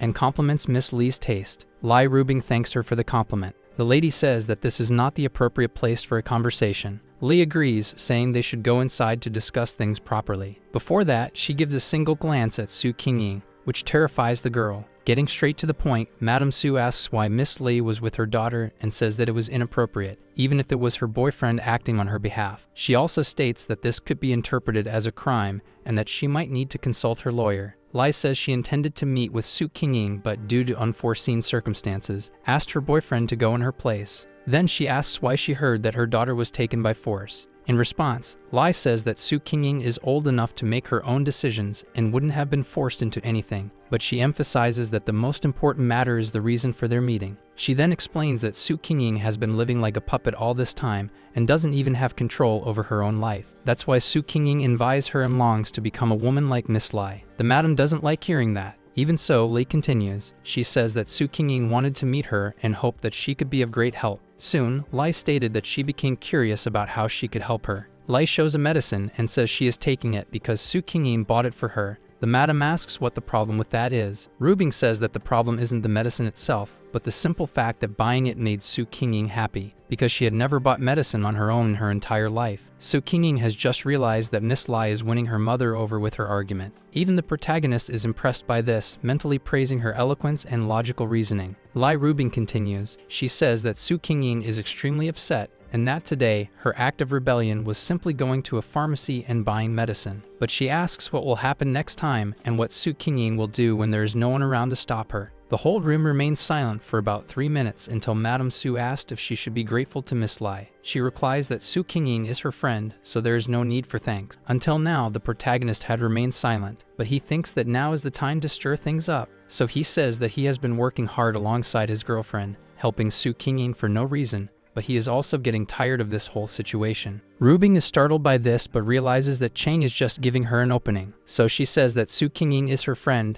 and it's no burden to help her. However, Cheng says that she has been helping Su Qingying out of fear that she might do something reckless, yet she hasn't received anything in return, so he says that Su Qingying doesn't deserve her help. Lai Rubing tells her boyfriend to calm down and reinforces that Su Qingying is her friend, so she doesn't want to argue in front of guests. Su Qingying sees this and thinks that if she didn't know they were acting, even she would fall for it. Soon, her mother says that perhaps she really should thank Miss Li and understands that she had good intentions. She also says that she sees her daughter's side of things and will give her more freedom from now on, expressing gratitude for her friendship with Miss Lai. Rubing says that her friendship with Su Qingying is wonderful and that everyone likes her. The madam says that she is leaving now and won't bother them anymore. She now understands that she has been too strict a mother and won't pressure her daughter any longer. She also says that Su Qingying can stay there with them tonight, but must go to the family company tomorrow. After that, she leaves the protagonist's house, and everyone breathes a sigh of relief as it worked. Cheng says that the first stage of the plan is complete. Lai Rubing makes sure that Su Qingying's mother has really left and notices that she hasn't left any bodyguards or spies behind. Su Qingying hugs the protagonist, saying that he really seemed angry just now. Cheng insists that he was only acting. After that, he says it's time to do business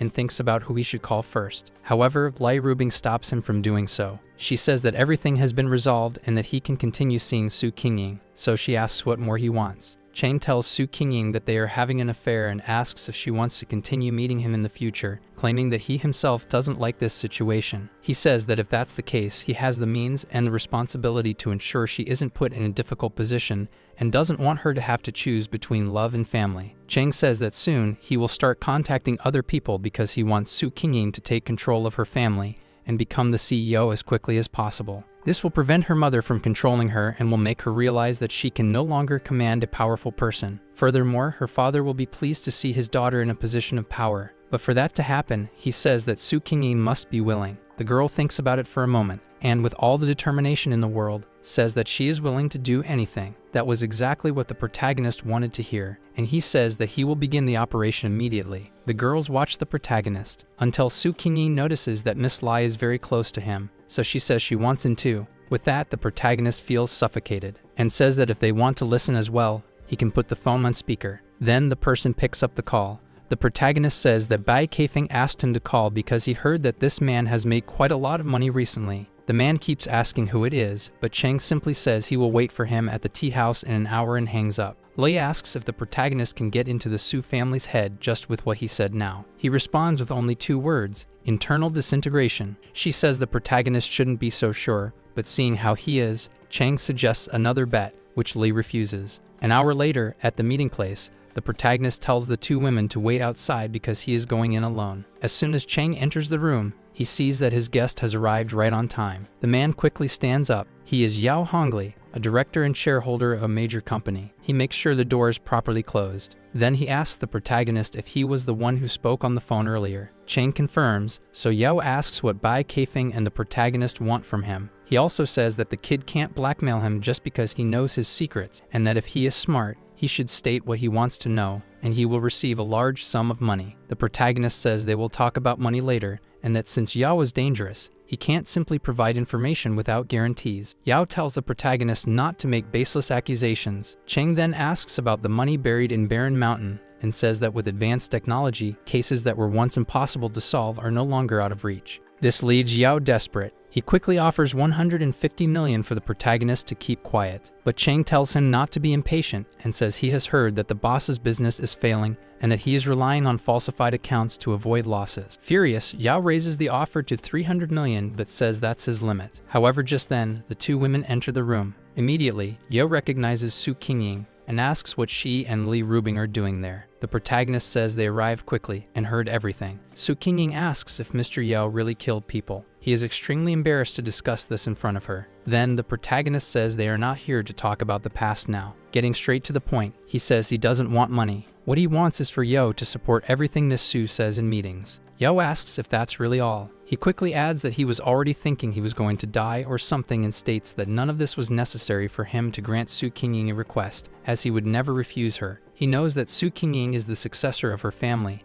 and that, no matter what happens, she will eventually take over the company. So Yao doesn't mind being used as long as the crisis is resolved and his information isn't leaked. For that reason, he assures them that he will do as agreed without hesitation. This way, the protagonist trusts his word, and the 2 part ways. Lei asks if that's really all because just a single supporter won't be enough, and the other board members won't give in so easily. The protagonist doesn't seem concerned about that. Then, Lei Rubing says that blackmailing someone is very serious, and that if things go wrong, it could cause major trouble. After all, there are many important directors in the group. However, Cheng says he doesn't need them all, just the majority, and that with this one now, 5 more will be enough. He tells the 2 to stay there while he handles other matters. After that, the protagonist goes after each of his targets one by one because he knows each of their weaknesses. By the end of the day, he bids farewell to the girls because he wants to leave. Lei Rubing points out that even with 6 directors, that would only be a third of the board, and for this to work, they need more than half. So she asks how Cheng plans to solve that. He simply says that some things are complicated to explain,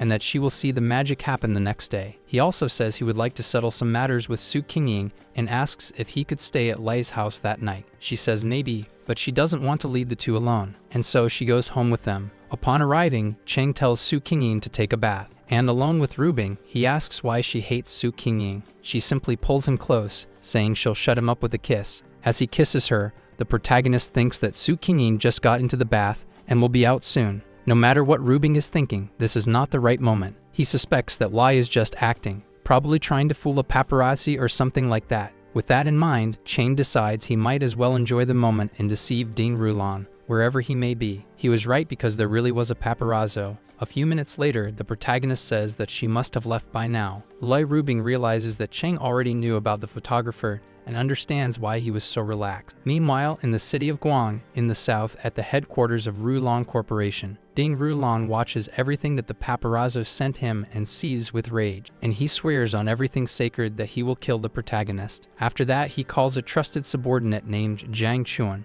a former Special Forces soldier, and tells him to go to eastern China to find a man named Wu Cheng and kill him, ordering that it be done in the most painful way possible. Jiang Chuan says that this territory belongs to Li Teruo and that he will need 5 days before he can leave. But his boss says he can't wait that long and that he wants the target dead within 3 days. The next day, the protagonist wakes up with Su Qingying beside him and wakes her up. Su Qingying says she hasn't slept enough. However, Cheng tells her to save her sleep for when she finishes her work and asks if she remembers their agreement. Su Qingying says yes and knows that today is the day that will determine the success or failure of her future. Then, Lei Rubing appears, saying that she will take Su Qingying to the company. As soon as Su Qingying arrives at the company, employees start reporting various matters to her, but she says they will discuss everything in the meeting later. Then she says goodbye to Miss Lei and enters the building to work. Sometime later, the executive meeting of Jinfu Corporation begins. Su Qingying suggests firing Zhu Da and Yang Kuo, but her mother disagrees and questions her actions. However, Su Qingying states that she is the vice president of the company and a board member, so she has the right to propose this agenda. She says that, due to her position, she doesn't need all the directors to approve a dismissal,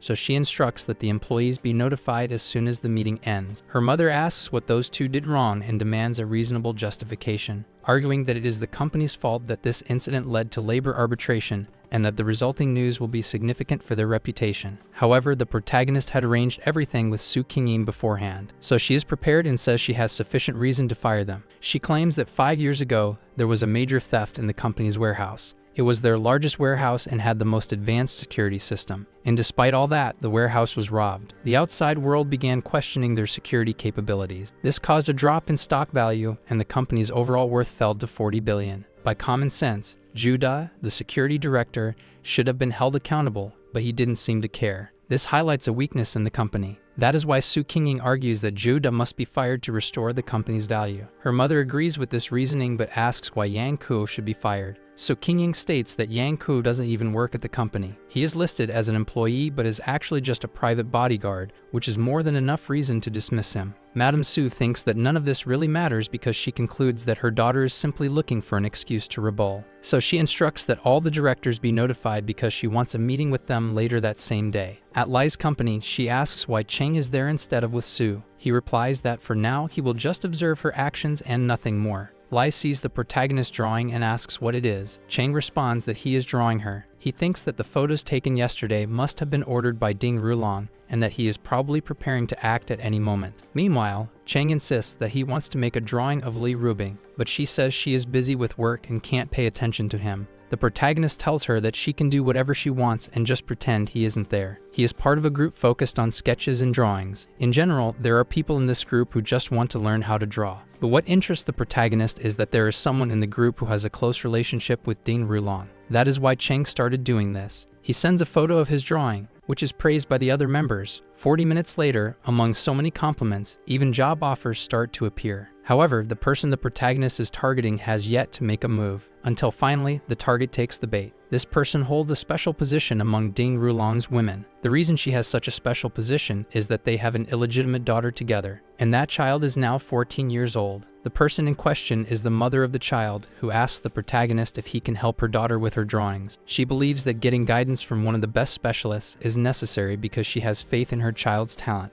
On the other hand, the protagonist thinks this was easier than expected. He exchanges messages with the child's mother for a while, managing to arrange a meeting with her in person. Cheng thinks the plan is going as expected, and that now it's time to do what needs to be done. He plans to bring the child's mother closer and take control over her, because this woman is the crucial key to the material that could incriminate Ding Rulong. So he tells Lai that he's going out to take care of something, and asks her to continue her work. The protagonist thinks that besides the mother and daughter, there are other things that also need to be handled. Next, he makes a call and tells the person on the other end that he has already figured out that they are a double agent and asks what Ding Rulong will do if he finds out as well. The person claims they don't know what he's talking about, so Cheng asks if he should go to Li Tero now. The person responds that he shouldn't and that they want to talk. Then Cheng tells them to do exactly as he says. He quickly arranges a meeting for later and says he will send the details by email. Back at Su Qingying's company, her mother and the others prepare to start the meeting. Su Qingying states that most of them should already be aware of the specific agenda for the board meeting, which was originally a minor issue. But since the meeting has been set, she makes it clear that everyone is free to express their opinions and arguments, whether for or against. Such a statement sounds powerful to the others. However, since some of them are in collusion with the protagonist,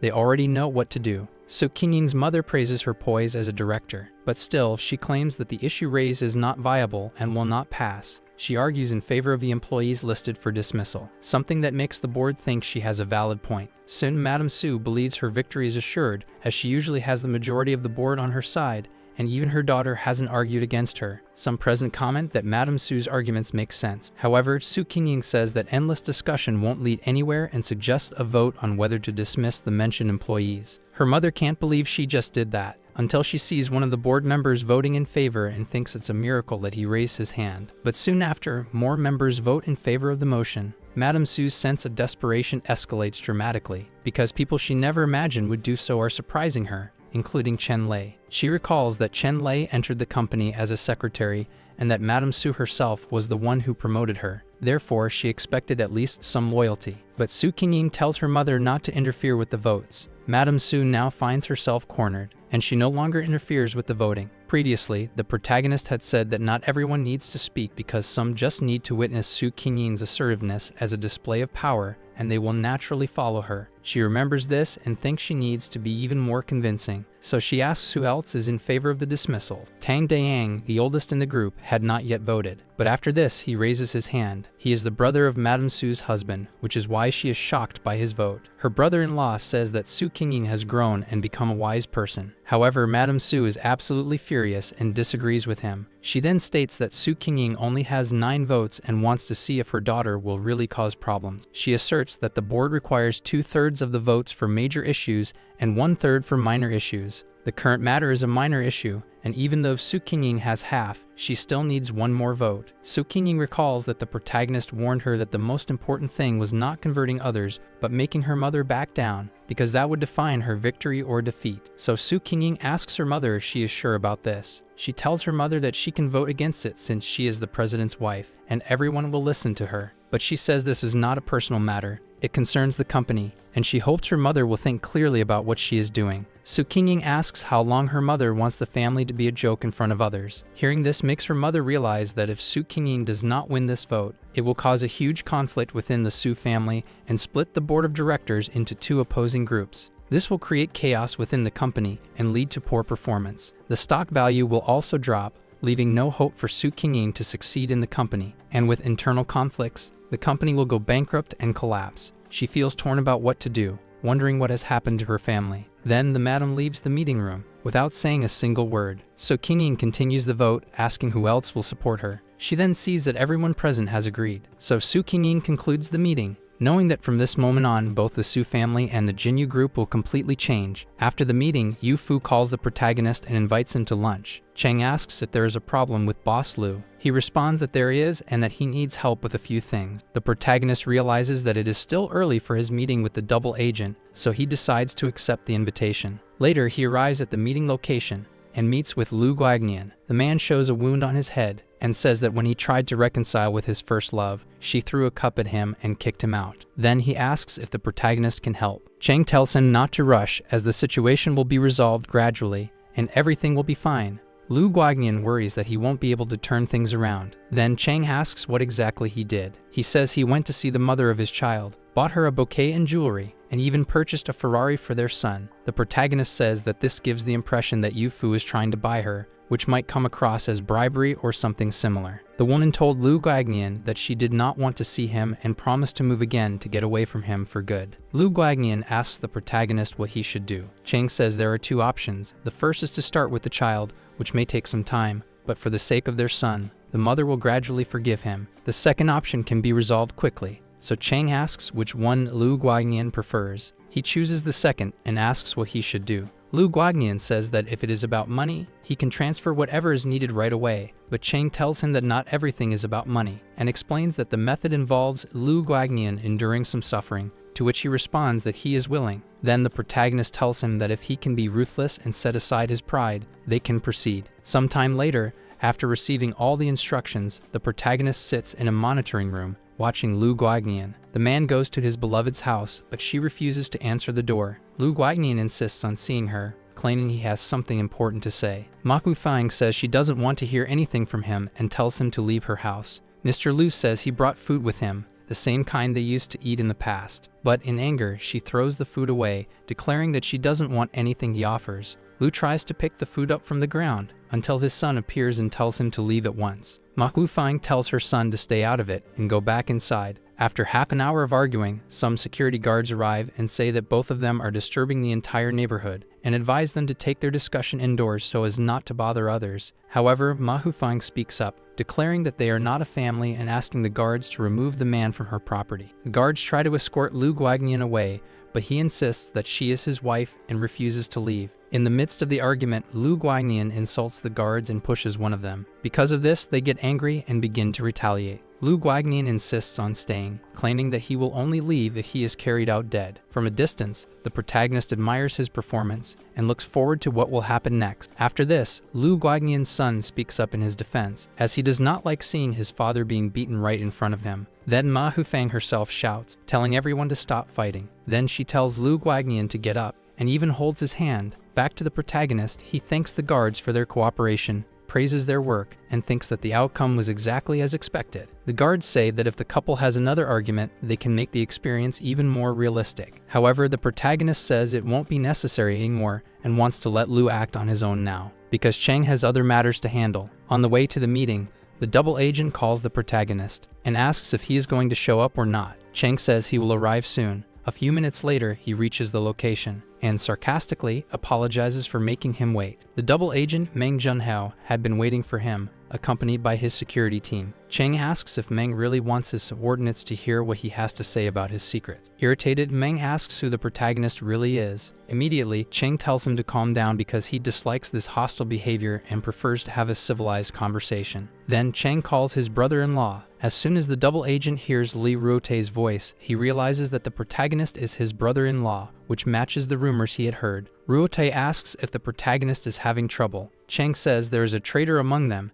and that they need to deal with it immediately. His brother-in-law asks who it is and states that he will take care of it right away. Upon hearing this, Meng Junhao drops to his knees before the protagonist and begs not to be exposed. So Cheng gives him a fake name, as he now has the leverage to negotiate properly with the double agent. Meng Junhao is willing to do whatever the protagonist tells him. Soon after, they sit down to talk. Then Lu Guangnian calls Cheng, but the protagonist says he can't answer now because he is handling something. Lu Guangnian says that any problem Cheng has is his as well and offers to come to him. That's exactly what the protagonist wanted, so he gives him the address. Cheng tells the double agent that a guest will be joining them, but asks him not to worry. After that, he says that Meng is an interesting person, as he became one of Ding Rulong's employees 4 years ago and gained his trust, taking charge of security in residential areas near the Li brothers' company. But 6 months ago, the truth was exposed, and he barely escaped. So immediately, he sold himself out to Ding. Meng says he doesn't need any more confirmation and asks what the protagonist needs him to do, assuring that he will comply. Cheng says that soon, Ding Rulong will send someone to kill him, but the double agent replies that gathering information and dealing with that directly is not part of his responsibilities. The protagonist is aware of that and simply tells Meng to follow Ding's orders as instructed when he receives the call. With that, Meng asks if he should inform them in advance so they can put on a performance or something similar. Cheng says that won't be necessary, and that he also didn't inform Ruotei of the truth, ensuring that the double agent stays alive. Meng understands that his role is simply to act as he normally would, so he wonders why all of this is happening. Cheng tells him that he doesn't need to understand. He only needs Meng to deliver something to Ding Rulong at the right moment. Shortly after, Lu Guangnian arrives at the location. He asks Meng if he is trying to cause trouble for Cheng. Meng replies that he is not, and the protagonist confirms, claiming that they are all friends here. Lu Guangnian is relieved to hear this because he states that anyone who threatens to lay a finger on Cheng is also threatening him. With that, the protagonist completes his plan. He set all of this up, aiming to strengthen his alliances and use them to his advantage in the future. His phone rings, it's Mu Qian calling him. Cheng hears that she is in front of his house now, so he bids farewell to the gentleman and leaves. The girl is crying on the phone, saying that her parents want to send her abroad. The protagonist asks if that's all, but she emphasizes that she doesn't want to go and wants Cheng's help. So he tells Mu Qian where the spare key is and asks her to wait inside the house. A short time later, Su Qingying also arrives at the house, but she forgets that she doesn't have the key. One of her security guards says he can open the door and have someone come later to fix it. She then authorizes him to do so. As soon as he opens the door, Mu Qinan is shocked by what she sees. Su Qingying is also surprised because she wasn't expecting another woman to be inside the house. As soon as the two meet, Su Qingying asks what Mu Qian is doing there since the protagonist is not home. Mu Qian says that Cheng gave her the keys and told her to wait for him inside the house. She then asks why Su is there. Qingying replies that she is a friend of Cheng. Su, while taking off her shoes, asks how long Mu Chen has been waiting. Mu Chen notices that Miss Su is acting very naturally in the house, as if she lives there, and wonders what kind of relationship she has with the protagonist. In any case, Mu Qian says she hasn't been there for long, and that Cheng shouldn't take much longer to arrive home. Then Su tells the visitor to wait for him while she puts some things away. Mu Qian observes the entire situation and realizes that Su is acting like she owns the place. Soon, she deduces that Su might actually be in a relationship with the protagonist. So Qingying offers the visitor a drink, further reinforcing the idea that she lives in the house.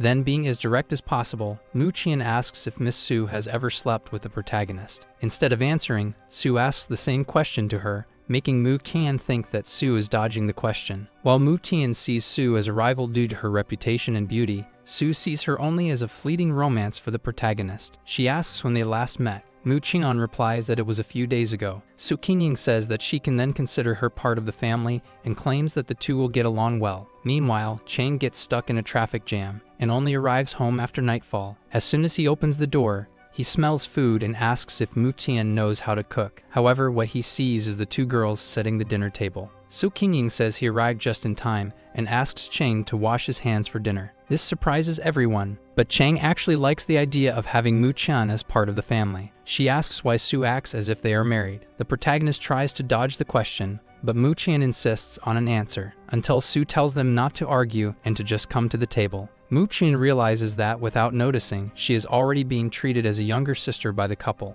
At the table, Cheng asks if anything unusual happened while he was away. Su says no, and that pleases him. Meanwhile, Mu Qian says it's fine if they show affection, but she wants to know the details. The protagonist hesitates, so Mu Qian says that if she doesn't learn the truth, she won't go home. Cheng then says that's fine since they have plenty of rooms, and Su Qingying is also staying. With that, Mu Qian thinks that she can't be blamed for whatever happens next. When bedtime comes, Su shows Mu Chen her room and says they need to sleep early for work the next day. However, Mu Qian enters the protagonist's room instead, and approaching his bed, she says she's going to sleep there and asks what they will do about it. Su simply walks toward the bed and says she doesn't mind. Cheng then suggests that they all sleep together. After all, the bed is big. The next day, he wakes up with both of them by his side. As always, Su doesn't want to get up yet. However, the protagonist answers a phone call, and Lei Rubing tells him that her father is at her company and wants him to be there as soon as possible, because if they ruin their performance, all their efforts will be in vain. Cheng says he'll be there soon, but Lei Rubing realizes he isn't in any hurry at all and pressures him to show up as quickly as possible. As soon as the protagonist arrives, Lei Rubing meets him at the building entrance. When he enters the room, he finds Lei Rubing's father and younger brother, and Lei Rubing immediately questions her father for not informing her about his visit. His name is Li Miran, the eldest son of his family. Li Miran asks if he needs to schedule an appointment to speak with his own daughter. She says that's not it, and that she was just caught off guard. Her father says that Rubing isn't even capable of looking after her younger brother,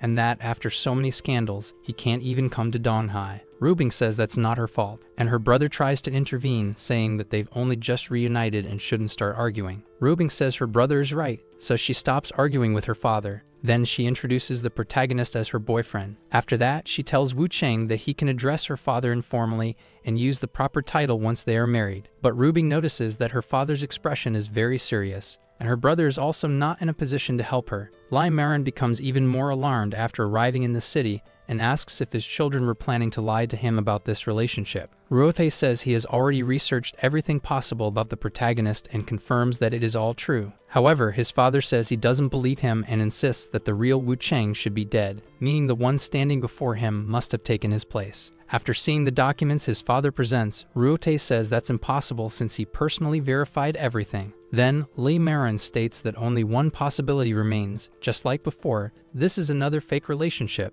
and everything was planned by his daughter. So he intends to put an end to this farce, and his change in demeanor is noticeable. He then starts interrogating the protagonist about his past. Cheng says that he has already graduated and now wants to help his girlfriend climb the market rankings. Li Miran notices that the protagonist is confident, but he finds his answers too well prepared, so he wants to ask differently. Rubing realizes that this is the first time her father has asked such specific questions. If the protagonist answers incorrectly, everything will be lost. Until, in the middle of the conversation, the protagonist mentions that he likes firearms. This surprises both her father and Rubing. Even she is shocked since, according to his records, it would have been impossible for Chang to have had access to firearms, and her father will soon realize this as well. Chang says that people his age usually like guns, so he learned the basic principles, but he never managed to own one. Even so, he has always been interested in the subject. Rubing sighs in relief that he managed to get out of that situation, but she thinks that if this continues, the protagonist will soon slip up. Then Mr. Lee asks if his son has a firearm with him. Ruote says he does, so his father tells him to lend it to Chang. He obeys his father and hands the gun to the protagonist. Then Mr. Lee asks him to describe the weapon. Chang provides all the details with precision,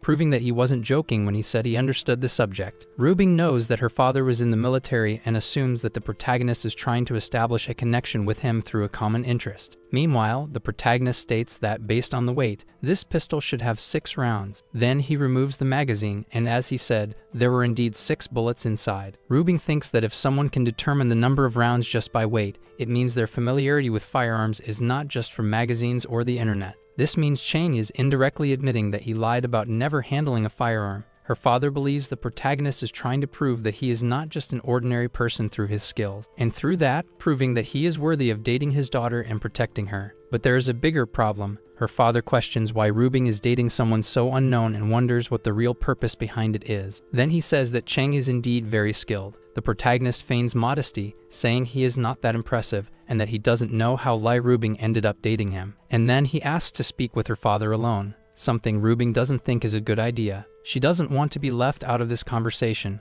but her father wants to hear what her boyfriend has to say. Chang tells Rubing not to overreact, as getting angry will only worsen the situation, and claims that he just wants an honest conversation with her father. With that, he manages to convince her to step out, and he calls his brother as well. But outside the room, she asks if there are cameras inside, and Ruotai confirms that there are. Alone, Mr. Lai tells the protagonist that he has a strong influence over his daughter, but Chang replies that Rubing is simply understanding. Before they continue, the protagonist picks up a bottle of liquor and smashes it on the floor, revealing that inside there was a hidden camera. At the same time, in the security room, the brothers don't understand why they suddenly can't see anything. The protagonist thoroughly scans the entire room, finding every hidden camera and listening device, ensuring complete privacy. However, when he finishes, Mr. Lee points a gun at his head and asks who he really is and what he wants with his daughter. In the surveillance room, the brothers try to fix the cameras, but nothing works, and they are left blind. Back to the protagonist, he tells Mr. Lai that he is definitely the father of the 2 brothers,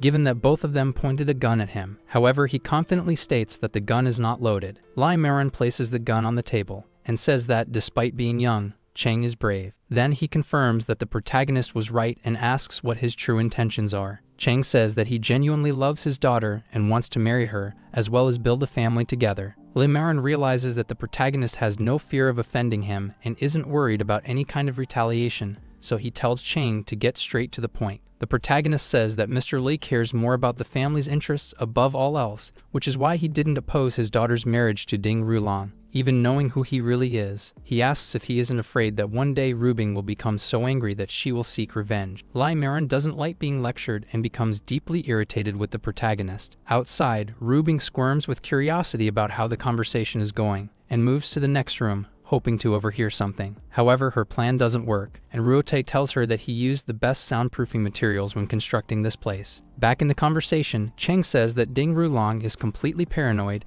and has no self-control, meaning he won't live much longer, nor will his family. He asks if Mr. Lee remembers Dong Yuan. Lai says that he was a young man from another family who drowned 10 years ago, but the protagonist says that it wasn't an accident, it was murder. Lai Maron refuses to believe it. He claims that the Dong family was only slightly below the Ding family in status, making it impossible that they wouldn't have noticed something like that. However, the protagonist insists that it wasn't the Ding family that did it, but rather Ding Rulong himself. The reason was a woman named He Shiken. Many wealthy and powerful people tried to pursue her but were rejected. However, Dong Yuan was an exception because they studied together. Ding Rulong invited He Shiken out and killed Dong Yuan right in front of her, forcing her to stay by his side out of fear. Chang says that he has contacted this woman and that she still harbors deep hatred for Ding Rulong, perhaps enough to testify against him. Lai Marin doesn't like hearing this. He fears a conflict between the families, and if that happens, he won't be able to stay competitive. Chang knows this. He says that among all the families, the Sun family is Lai's strongest ally,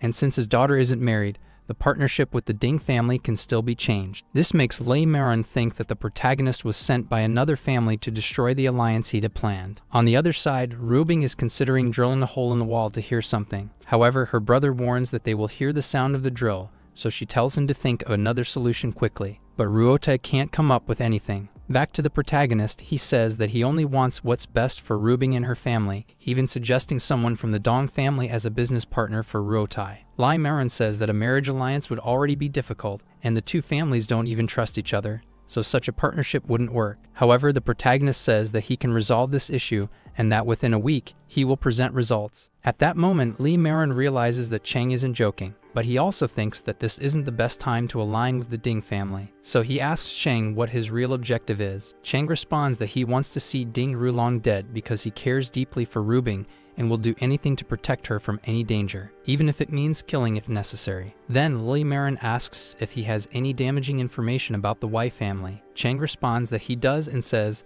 that if Lai Marin doesn't interfere in his relationship with Ru Bing for 6 months, he will reveal what he knows. With that, they reach an agreement. On the other side, Ru Bing is still trying everything to eavesdrop on the conversation, and even considers drilling a hole in the wall again. Her brother tells her to give up because they are already leaving the room. She quickly rushes to meet them. Then she asks if they have finished talking. Chang responds that they have, and asks if Lai Marin needs anything else. He replies that he doesn't and that he is already leaving. Soon he heads to his helicopter and flies away. Lai Ru Bing tries to charm him and asks what they talked about and why her father left so easily. The protagonist responds that she won't get any information acting like that. Ruotai, feeling awkward, says his goodbyes and leaves. With that, Lai Ru Bing deduces what happened since Chang refuses to say anything. Then the protagonist asks if she's going to give up so easily and claims that he's feeling a bit unwell and needs some care. But Lai Ru Bing pushes him away, calling him shameless. However, the protagonist grabs her and says that she was acting the same way just a moment ago.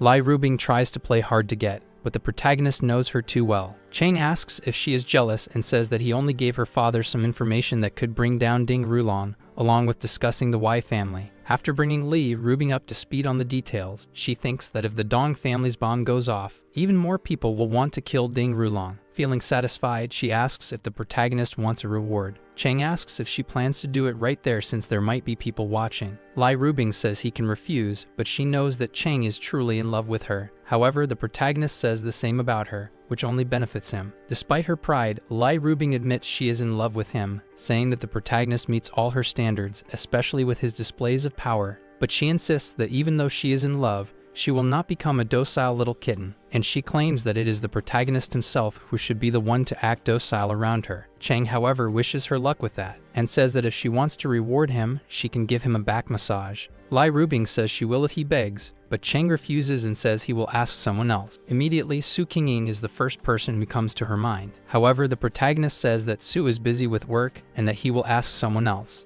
Ru Bing asks who it is. He simply says that it's someone who isn't his officially yet, but making her massage his shoulders will be easy. To make Ru Bing even more jealous, Chang says that this girl is prettier and richer than her, and that he won't reveal her name so easily. But hearing her voice will help Ru Bing figure it out, so he makes a call. After the call is answered, the protagonist addresses the woman as Miss Song, saying he is from Donghai University and that he heard she is producing a song. The woman asks if he also makes music. Chang says yes and claims that she will like his material. She says that everyone tells her that, but they never have anything good to offer. So the protagonist asks if she can at least listen to his music before rejecting it. With that, he convinces her, and they set up a meeting for the same day. Lai Ru Bing realizes that it is a beautiful and wealthy woman who is still in university, with the last name Song, but there is no one by that name among the top 10 richest in the city, until she thinks of someone and is shocked at the possibility. Then the protagonist confirms that it is the daughter of Wu Yurong. Lai Ru Bing asks if he isn't afraid that her mother will find out because if he goes after this woman for a shoulder massage,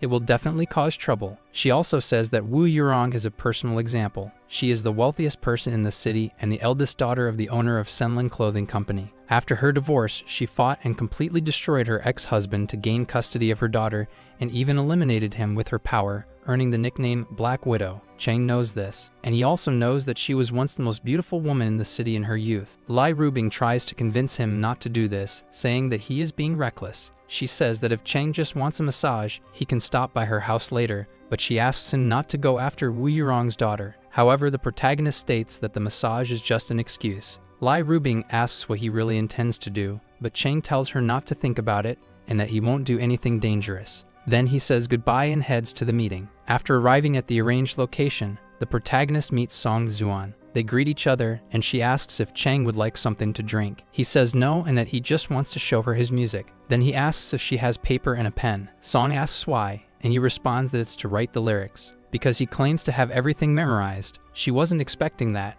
as she assumed he had already written it down. Regardless, she prepares to write. In 10 minutes, the protagonist composes an entire song, writing the sheet music and even listing the instruments that will be used. Now that she has everything, Song Xuan feels more at ease and realizes that the protagonist is better than she expected. Chang asks if she wants to buy this composition, and without hesitation Song agrees. They discuss the price, but Song is unwilling to pay too much. The protagonist states that his final offer is 10,000 and that he cannot lower the price. He also claims to have other songs, but they are the same price. Because of this, Song Xuan refuses the deal, so Chang says they have nothing more to discuss. He also says that even though they just met, he doesn't believe Song will plagiarize his music and sees no need to take her notebook. Then he says his goodbyes and leaves. Song Xuan watches him go and just finds him a strange guy. After leaving, the protagonist heads to a studio. He tells the receptionist that he wants to record a song and rent the studio for 3 hours. Chang thinks that in his previous reincarnations, the song Antidote for the Soul became extremely popular and went viral on the day of its release, so he will wait for Song Xuan to change her mind. Inside, the receptionist asks if he needs any professional assistance. Chang thanks her but says he can handle everything on his own.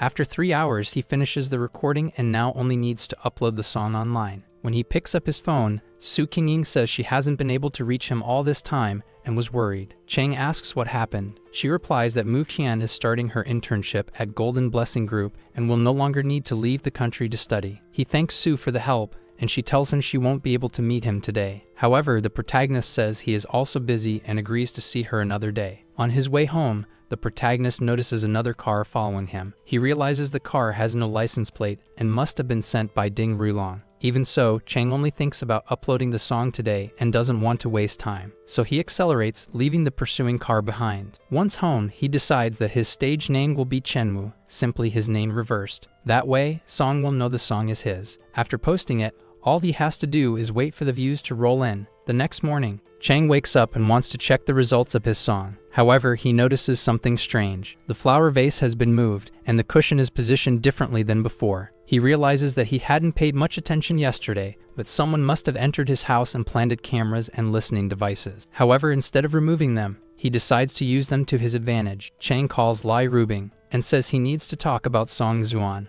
arranging a meeting at her company. Before leaving, the protagonist considers the possibility of an accident happening today, but everything is under control, so he starts his car and once again encounters a suspicious vehicle. As he suspected, he is still being followed, and trapped between 2 trucks, he gets boxed in. Chang thinks that this method of accidental death is quite common and usually has a 100% fatality rate. He memorizes the license plates of the vehicles and immediately decides to reset the day. Then he returns to his bed. After that, he calls Ruo Tai and informs him about Ding Rulong's henchmen, detailing the ambush they had set up, but he says he wants the henchmen captured alive. If they remain hidden, they'll be difficult to track down, but on the road, it's a different story. Chang then decides to leave through the shopping mall's parking lot. Shortly after, Ruo Tai calls, saying he has sent some men to locate the vehicles on the road. Chang replies that he is nearby and instructs his brother-in-law to act as planned. Now the protagonist just needs to wait for the henchmen to arrive. On the road, one of the truck drivers notices that the protagonist has entered the garage and realizes that the plan won't work anymore. However, before they can react, a van crashes into the truck. The driver assumes it's just someone who doesn't know how to drive.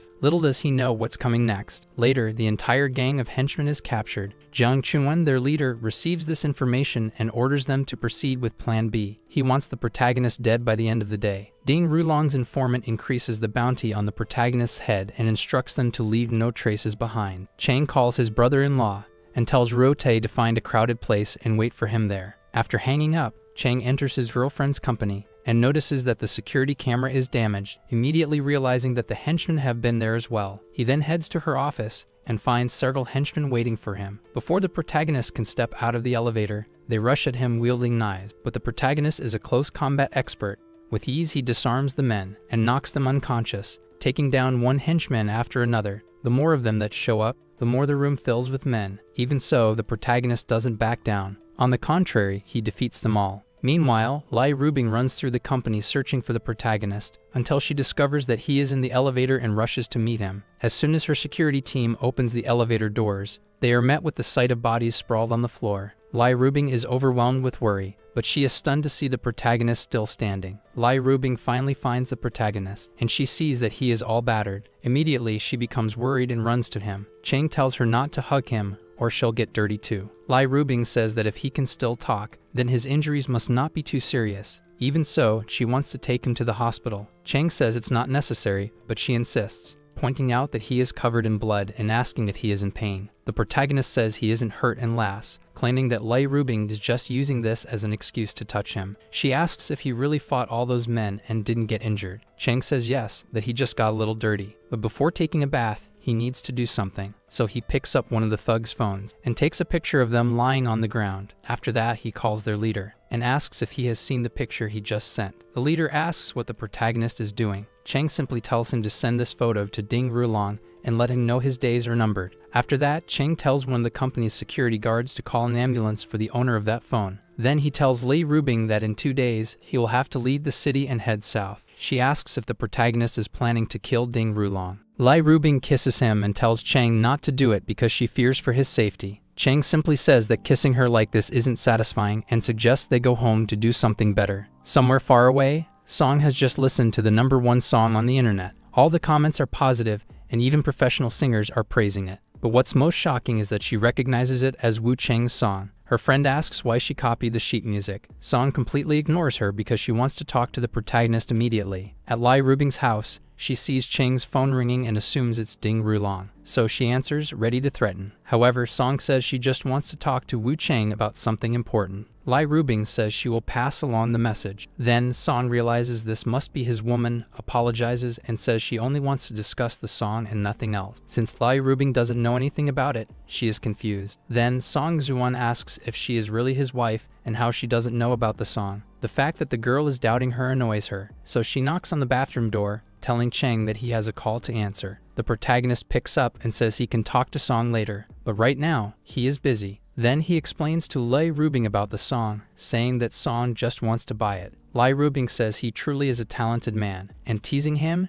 asks what else he knows how to do. Chang tells her she is playing with fire, until suddenly, her phone starts ringing. Lai Rubing says it's Ding Rulong. He says that what happened today wasn't his fault and that Zhang Chuan acted on his own. Lai Rubing says she already expected that since the men he sent were weaklings. Then she decides to tease Ding Rulong a little, and as her boyfriend touches her, she says some provocative words near the phone. This drives Ding Rulong into a furious rage. The protagonist joins in on the game and decides to provoke him as well, until Ding Rulong throws his phone to the ground and stomps on it out of pure hatred. Lai Rubing notices that Ding has hung up and asks if he might just drop dead from anger. Chang says that would still be too little for what he deserves. However, Lai Rubing says she doesn't want to talk about this anymore and wants to go back to their previous conversation. She comments on her teasing, and Chang says he was just acting. He also says he needs to meet with Wu Yurong and will need his girlfriend's help. Lai Rubing thought he was after the daughter, not the mother. The protagonist says he will still meet with Song, but her mother will also come looking for him, which is why he needs help.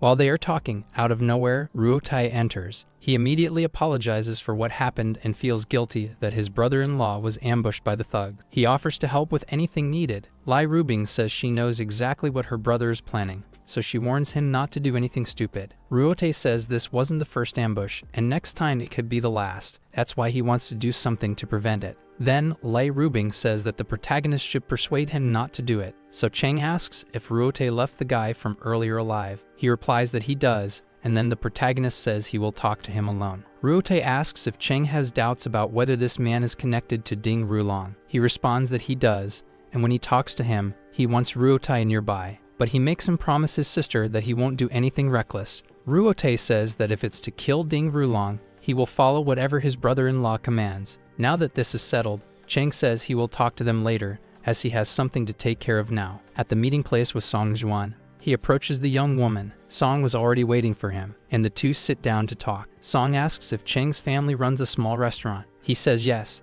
Then, Song comments that, judging by the voice, his girlfriend sounded around 40 years old and asks if she is paying him to be her boyfriend. She assumes that's why Chang charged such a high price for the songs, because he is trying to get rid of her, but he just laughs at all of this. Then Song says that with his level of talent, he shouldn't let anyone take advantage of him, and she will help him become independent. Song tells him that he is already popular with just one song and that major companies will try to sign him, potentially making him a star. Chang says he doesn't want to enter the music industry and asserts that Song is wrong about many things, but he wants to talk business with her since that's why they are there. She agrees and wants to buy his song. The protagonist asks for 100,000 and she accepts without hesitation. Additionally, Chang wants 50% of the profits. Song agrees as long as he can maintain the quality standard. For the protagonist, that's not a problem. He even promises to return the money if he doesn't deliver as agreed. 10 minutes later, he has already given her another song. After receiving the payment, Chang says he has other things to do and is leaving. He feels extremely satisfied with closing this deal, and inside his car, he notices that he is being followed again, so he accelerates, leaving the pursuer behind. The man following him reports to his boss that he lost sight of the target. That boss is none other than Song's mother. The man says that, apparently, the target knew he was being followed and is now in front of her organization's building. Wu Yurong finds this interesting and orders that he be brought to the 16th floor. As soon as the protagonist arrives, Madame Wu receives him,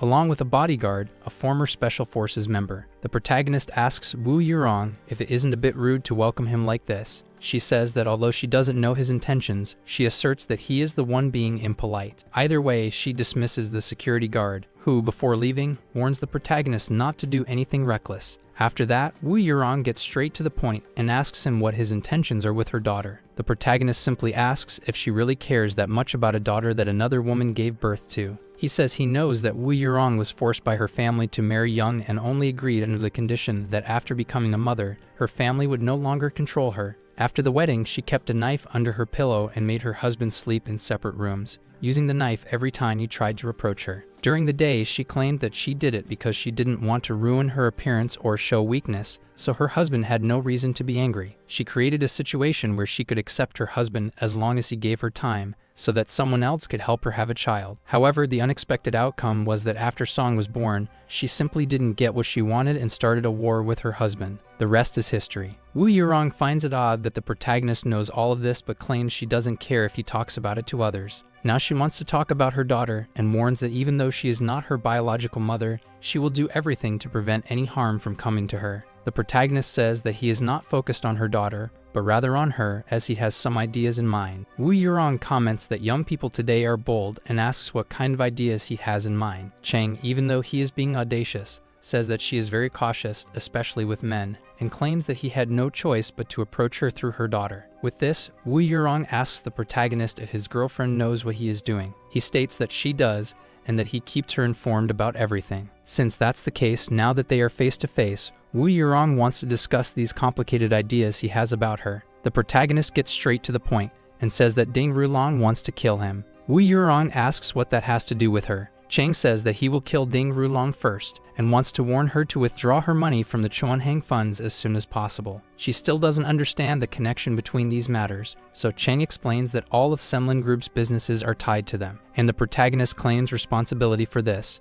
Wu Yurong asks if he is trying to go against her. Chang replies that he only wants to take on Ding Rulong, but she might get caught up in the process. She insists that she has nothing to do with it and doesn't intend to interfere in anything. However, the protagonist claims to know that isn't true. He says that Hu Wanqiu, the primary shareholder of Chuanhang Funds, is also the second largest shareholder in Beiwang Funds, and the current owner of those funds is Ding Weifeng. Wu states that people see the third master of the Ding family as the central figure of the second generation, and that he is also the third son of the family patriarch. Chang says that this person is Ding Rulong's uncle. Still, Wu Yurong insists that she has no involvement with these funds, so Chang tells her that she might not be aware of how deep Hu Wanqiu's ties to the Ding family go, and that when something happens to the Ding family, this will affect her, and it will be through Hu Wanqiu. Wu Yurong wonders if Lai Rubing's boyfriend, who has managed to reach even her family's level, could truly be capable of defeating the Ding family. The protagonist says that his girlfriend admires Madame Wu and holds her in high regard. That is why he is giving her this warning. However, Wu Yurong finds the reasoning too simple and full of absurdities, so she thinks she will use Chang to find out what his girlfriend is planning. Then she calls Lai Rubing and says that her boyfriend is right in front of her, and asks if Rubing knows what he plans to do against the Ding family. Lei replies that she does. Then Wu asks if her family is involved. Rubing says that this matter was discussed between her boyfriend and her father,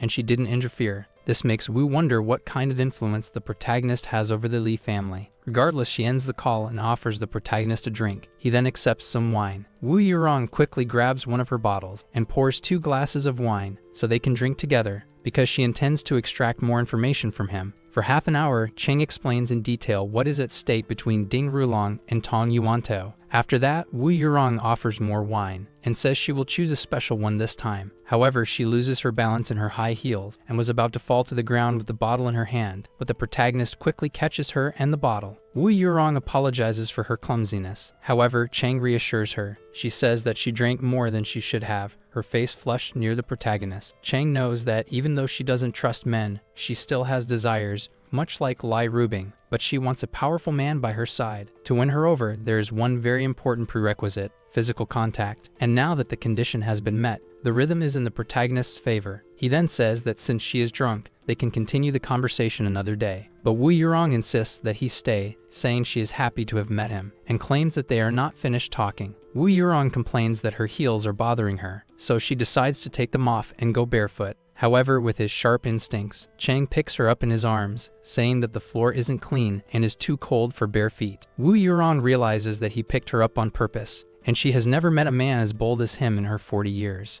After placing her somewhere more comfortable, Chang says that if she wants, they can continue their conversation. But Wu Yurong asks if what he just did was intentional. The protagonist answers yes. Immediately, Wu Yurong gets irritated and wants to kill him. Chang sees that she didn't like it, but he asks why she pretended to be drunk, as he knows she took off her shoes and couldn't stand up because she was acting. Then Wu Yurong realizes that he is more perceptive than he appears. Chang says that she gave him a very bold opportunity, but thinks the methods she uses on men don't need to be used on him. He also says that he knows her better than she thinks, so he wants to have a normal conversation without being treated as an enemy. Wu Yurong asks if he doesn't think he's a little too confident in how he knows so much about her. The protagonist says that her husband did not die alone, and he knows that she had several men follow him and humiliate him in every possible way until he couldn't take it anymore. However, he claims that she has more secrets kept away. Soon he states that Wu Yurong is still a virgin at the age of 42. He also knows that on lonely nights, she uses toys hidden in the depths of her drawer. Chang says that she must still have a lot of energy despite her age because she is driven by her own hormones, so it's nothing to be ashamed of. He asks if Wu Yurong has ever considered the possibility of starting her life over. He even mentions a song that perfectly describes her life. Wu Yurong remembers that 12 years ago, on the night of her birthday, while she was drunk, she improvised that song on the piano, and she wonders how Chang knows about it. Then she asks who the protagonist really is. She thinks that these things are so secret that not even someone with divine support could know them. But somehow, Chang does, which is completely absurd. Next, the protagonist reveals that he knows much more than just that. He details every secret Wu Yurong has but claims that he does not wish to be her enemy. This terrifies her because she realizes that, with so much information, Chang could send her to prison. So she believes she has only 2 options: kill him or make him disappear. However, she also considers developing a close relationship with him to use his abilities. But since the protagonist is extremely smart,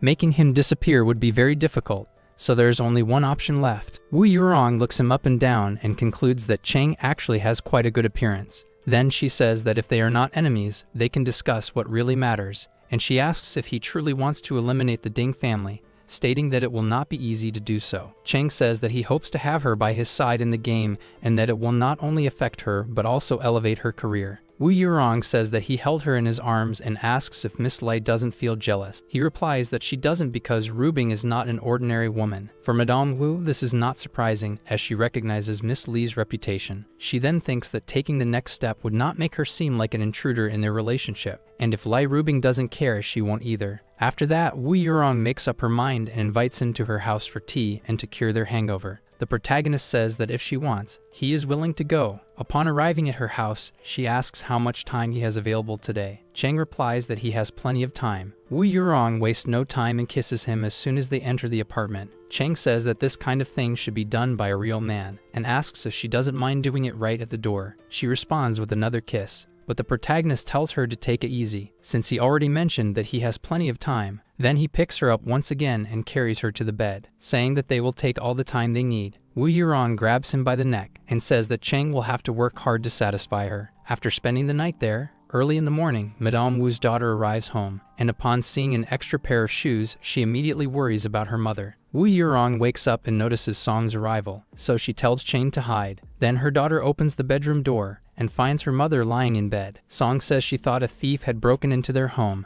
but as soon as she realizes her mother is safe, she leaves the room. Wu Yurong breathes a sigh of relief for not being caught in the act. Soon after, the protagonist appears and tells her to answer the phone. It was none other than Lai Rubing calling, and even though she doesn't understand why, Wu Yurong answers the call. Wu Yurong says that the protagonist's phone was beside her, so she picked it up. Rubing asks if Chang came looking for her this early. She simply replies no. Then Miss Lee asks if it was the other way around. She responds no again. Then Lee asks where Chang is. Wu Yurong answers that he is at her house. Rubing asks if she let him stay the night at her house. Wu Yurong says yes, and even adds that they slept together. The fact that Chang won her over in just one day demonstrates his power. This leaves Lai Rubing impressed but also furious. Then she tells Wu Yurong that they need to have a personal conversation. As soon as she hangs up, Wu Yurong says that she will meet with Miss Lee, and she gets ready to go out. Then she sees her daughter leaving and asks where she is going since she just arrived. Song says she doesn't want to disturb her mother, but she asks who she is with. Wu Yurong hesitates,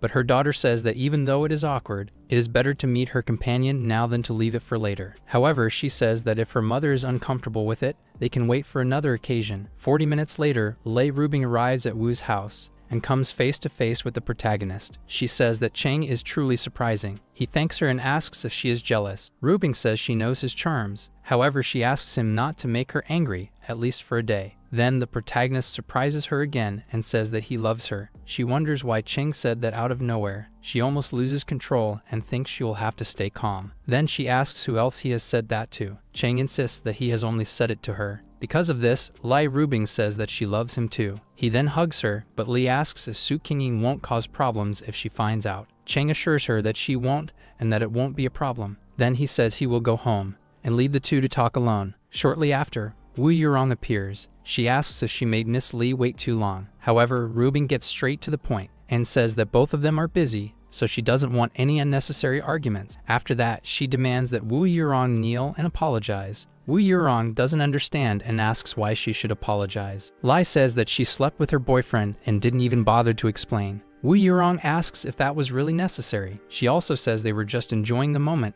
and that she doesn't intend to be an obstacle in their relationship. Lai says that Wu Yurong is not the first woman to sleep with her boyfriend and won't be the last. Then Wu Yurong says she didn't know Su Qingying put so much pressure on Lai and asks why she is so insecure. She also says that Lai doesn't even live in the same house as the protagonist, but Lai says that's because of her boyfriend's unpredictability. Lai says that Chang made Su his wife, but in reality, she is just a mistress, and now he has made Wu Yurong his mistress too. Madame Wu doesn't like hearing that, but she knows that Chang's goal is to bring down the Ding family, which means he truly wants to win Lai Rubing's heart. His patience with Rubing is not the same as it was with Su or with her, showing that he has a favorite. Then, Lai Rubing says she will give Wu another chance, but Wu Yurong asks why she is so aggressive. Lai Rubing doesn't want to talk anymore and demands an apology again. Wu Yurong just gives a sarcastic smile and pulls Miss Lee close, giving her a kiss on the forehead. This catches Lai Rubing by surprise, and she asks why Wu did that. Wu Yurong understands how Miss Lee feels and says she is apologizing to her. Rubing is not satisfied with this. In response, Wu Yurong says it's a shame she wasn't there the night before, claiming that it would have been much more fun with all three of them together. Such a comment makes Li Rubing extremely embarrassed. Wu Yurong decides to provoke her and asks if Miss Lee felt sincerity in her apology. Rubing tells her to have more respect. In her thoughts, she thinks that Wu Yurong must have some kind of problem to say such things and concludes that it's best not to associate with people like that. Soon, Lai says that they have nothing more to discuss and leaves. Wu Yurong thinks that nothing can be done about her and Chang because she believes that the two will either become friends or stay apart without bothering each other. She feels sorry, but she is willing to use any method to get closer to Chang.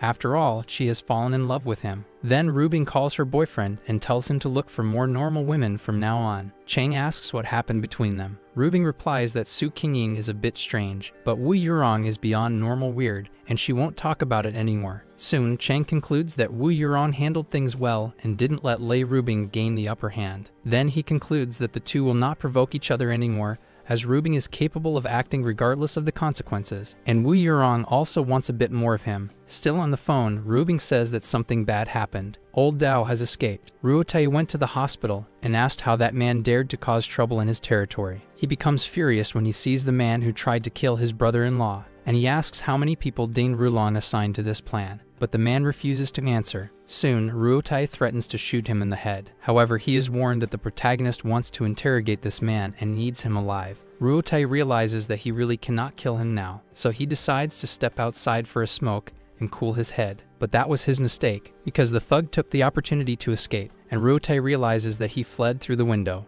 Even though he was injured, he escaped through the pipes. After that, he calls the protagonist and explains what happened. Chang realizes that the only person who could put pressure on Old Dao is Ruotai himself, and the reason for the escape is quite clear. Ruotai was afraid of his brother-in-law's reaction, which is why he took so long to call. But the protagonist says that he will look for the fugitive himself. Regretful, Ruotai insists on helping with the search. Regardless, the protagonist prepares to go on the hunt. He remembers that there is only one place where the fugitive could go under these circumstances, and he says that he will certainly find him. Some time later, he arrives at Sinmen Street, Xuanqiao, exactly in the Xiqing district. The protagonist follows his memory and comes across one of the houses Dane Rulon had prepared for his henchmen. This is the only one that has never been used, and he even knows where the key is. Chang knows that Dao had a serious injury and was wearing hospital clothes when he escaped. On the way, he must have thought about changing clothes to avoid being caught by Ruotai's team. Upon entering, Chang sees that the house is full of furniture and a little warm, but he notices that the place is not dirty,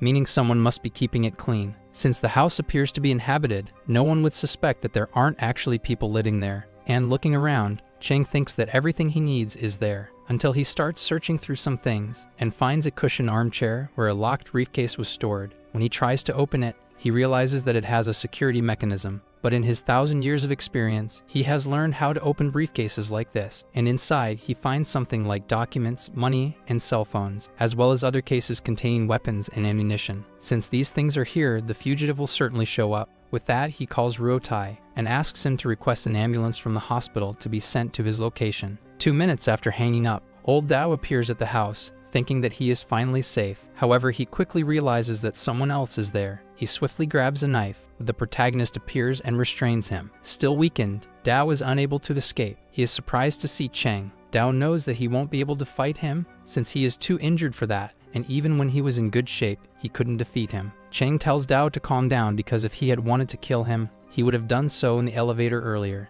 Dao realizes that the protagonist doesn't want to fight and considers fleeing again. However, Chang tells him to sit down so they can talk. Chang states that Dao, at 21 years old, caused a death and deceived the police. After being exiled, he changed his name 4 times and now goes by Liu Yun Dao. Upon hearing this, Dao thinks that nobody in the group he belongs to knows his real name, so he wonders how the protagonist has this information, and he considers the possibility that Chang has found information about his parents and sister. Thus, he thinks that he must put an end to Chang for the sake of his family. The protagonist knows his intentions and claims that perhaps protecting his family is the right thing to do. So for that reason, he wants to give Old Dao a chance and moves a gun closer to him. Dao thinks that he only has one chance to grab that pistol. Chang tells him that the gun is loaded, so Dao grabs it at the first opportunity. However, the protagonist says that the gun could also be unloaded. Then he suggests a gamble to Dao. That way, Dao is left with very few options. Dao thinks that the protagonist is bluffing and trying to trick him, and he realizes that the distance between them is very short, so using the gun is quite risky. Because of that, he thinks it would be better to opt for a knife he has hidden. Then he asks the protagonist if he is sure he will survive. Chang says that, as expected from Dao, he always takes the safest approach, and he assures him that all the information he obtained was not shared with anyone else. Dao claims that trying to distract him is useless, but Chang insists that he only wants to talk. This confuses Dao. He claims that he didn't reveal anything to Ruotai, and that he certainly won't give in to Chang. However, the protagonist says that he doesn't need him to say anything because he already knows everything, including that the order to kill him came from Wang. Additionally, he states that Ding Rulong killed Ang Tun. Ang Tun was one of the central figures of the Jinhua group, the nephew of the leader, and the most powerful contender for the group's succession. He mysteriously died 5 years ago. The leader ordered Dao to find the killer, but he never did. This remains one of his greatest regrets. Finding the killer is one of the goals he wants to achieve before he dies, and the protagonist knows this. However, Dao says that without proof, he can't do anything. He believes that the protagonist is just trying to manipulate him to go against the Ding family. Because of that, he picks up his gun again, and says there's nothing more to talk about. But upon seeing that the protagonist showed no fear, Dao asks why he is smiling, stating that he must be enjoying his last moments alive.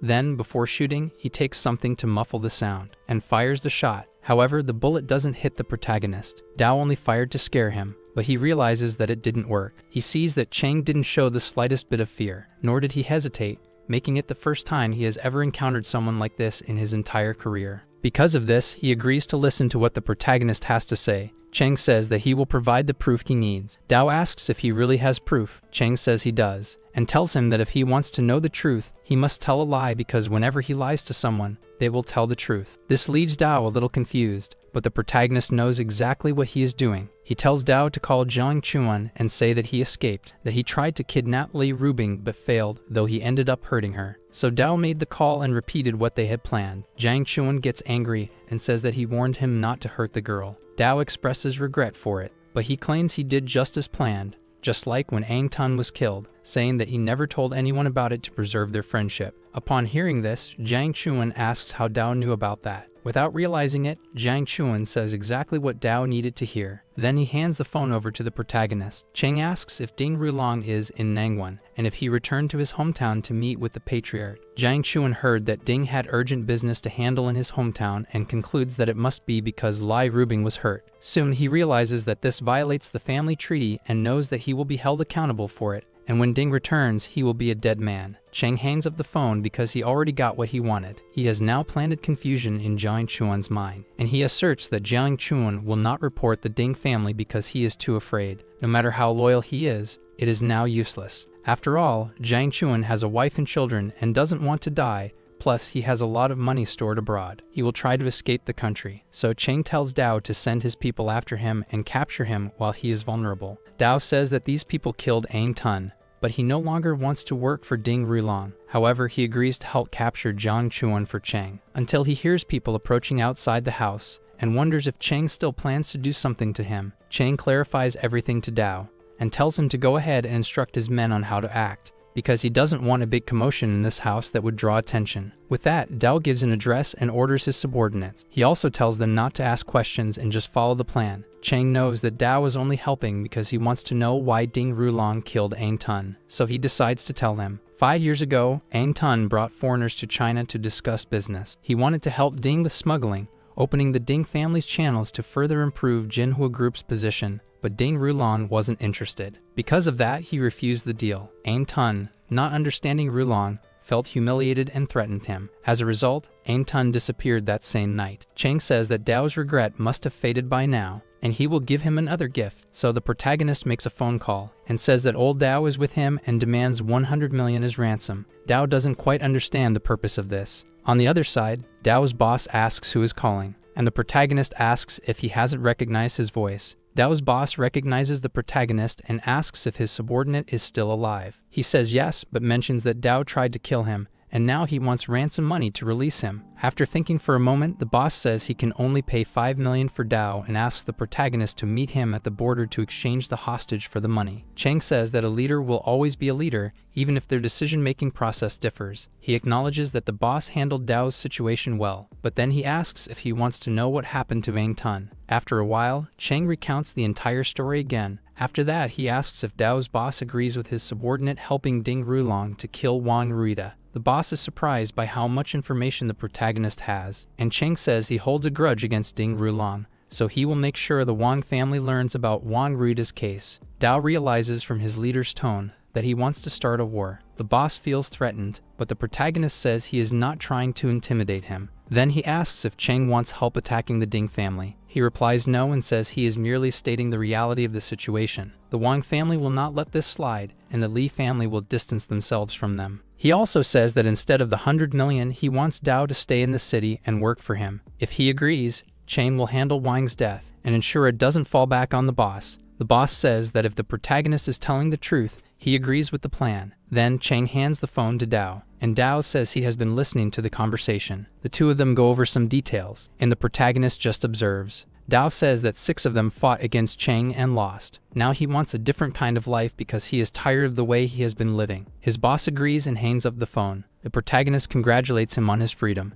and tells Dao to find Jian Chuan and bring him into the city discreetly. Shortly after, the ambulance arrives at the location, and Chang tells Dao to take care of his injuries so they can finalize the details later. Now Chang thinks he also needs to go home, so he does and falls asleep as soon as he arrives. However, during his sleep, there is some movement in his bed. Chang wakes up and tries to see what is happening, until he finds Lai Rubing. The protagonist asks what she is doing there. She replies that she just wanted to give him a reward. Chang says that if that's the case, he is ready to be rewarded. Lying together in bed, Rubing says it has been exactly 809 days since they met. Chang says that even though it's not much time, he asks if she would believe him if he said he knows everything about her. Li asks for examples of this knowledge. The protagonist says that today she has nothing to do, so she came to see him at his house. Rubing says that's not the only reason she came, but the protagonist doesn't believe her. Then Rubing gives in and says she felt like helping him. Soon after, she kisses him to heal his sadness. She feels very happy hugging Chang and wonders if this is what it feels like to be in love. Then she remembers that her brother will be coming by that night. Chang says he is not angry at Ruotai, but Rubing says her brother made a mistake and wants to apologize properly. After that, she goes to answer the door, as she had asked the bodyguards to do some shopping, and then she asks if she can use the kitchen. Chang asks what she is going to prepare. Rubing says she will let him test her cooking skills and mentions that when she studied abroad, she always cooked for herself, so she knows a little of everything. Chang states that he already knew that, and Rubing says that even though she doesn't cook much due to her busy life, once you learn, it's hard to forget. She doesn't claim to be better than Miss Su, but she is certainly a better cook than a man like him. But then she takes a fish out of the bag and ends up dropping it. Because she hurt herself with the scales, the protagonist looks at her with an amused expression, and Rubing says it's nothing, trying to brush off the embarrassing moment. However, Chang tells her to go change her clothes since she got dirty and says he will clean up the mess. In the shower, Rubing thinks that she wanted to cook for her boyfriend and her brother because she hopes Ruotai won't blame himself too much for what happened. But now, because of the fish, she messed up. And due to the lack of time, she considers calling a chef to prepare dinner. But then she hears something coming from the kitchen, and when she gets there, she realizes that Chang has already prepared everything. She definitely did not expect this. She thought he didn't even know how to cook. So upon seeing her boyfriend cooking for her, she decides to take a picture of the moment. To tease him, she asks if Chang has ever cooked for Miss Su. He replies that he hasn't, that he has only cooked for his family, making her the first woman to taste his food. This completely melts her, so Rubing kisses and hugs him. Chang tells her to take it easy with her excitement since he still has to finish the preparations. Sometime later, Ruotai arrives at the house. Upon seeing all the food on the table, Lai Rubing says that Chang prepared everything. Ruotai is impressed and says he has never eaten anything so good. However, his sister thinks that if he is going to apologize, he should do it properly instead of just praising the food. Chang notices that Rubing has a very serious expression and tells her to eat too. As soon as she tastes it, she realizes that the flavor is truly amazing, worthy of any renowned chef. She can hardly believe that this is really her boyfriend. Chang says they can eat as much as they want since he prepared this meal for them to enjoy together. And so, Ruotai leaves after being satisfied with the food. After they are alone, Rubing says it's late and that they need to rest. The protagonist hesitates and tries to argue. However, Lai Rubing stops him from speaking, stating that even if it's inconvenient, there are still ways to handle these situations. In the morning, Rubing brushes her teeth,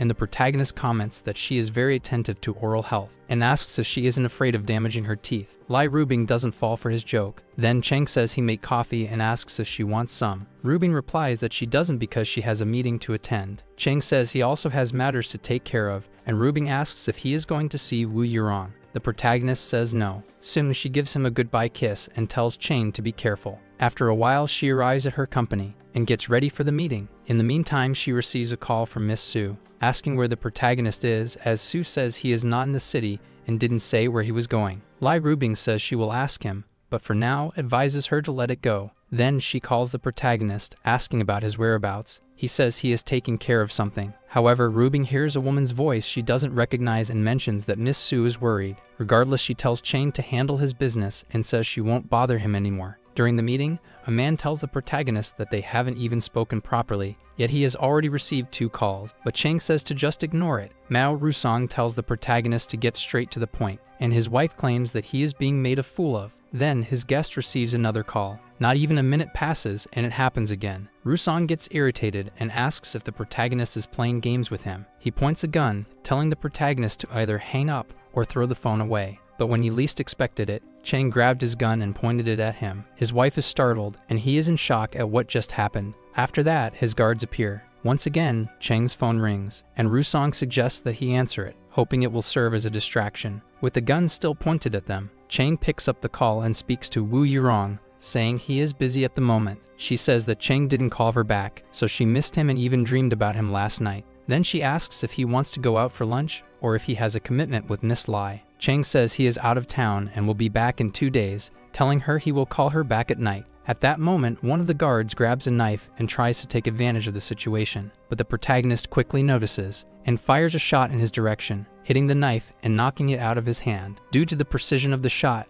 everyone present is in shock. Now that he has finished his phone call, Chang wants to resume the conversation. Mao Rusong says he doesn't know who sent him, but offers 20 million for the protagonist not to kill him. His desperation is so great that he raises the offer to 50 million. However, upon realizing that the protagonist still doesn't seem satisfied, he decides to increase it further and offers 100 million to let him live, claiming that he can double whatever the price is. Chang simply says that he hates when people offend him and tells Mao Rusong that they should talk in private. Then Mao Rusong dismisses everyone else, and Chang returns his gun, telling him not to accidentally hurt anyone. He also says that 3 years ago, Mao Rusong arranged for the beautiful Yan Qin to be sent to Ding Rulong, and through that, he gathered information and destroyed his investments. And recently, he prepared someone even younger and more beautiful. Mao Rusong realizes he has been exposed and fears that the protagonist might be an envoy of Ding Rulong, becoming desperate. Chang says that Mao Rusong took 20 years to bring his bar to the top of the city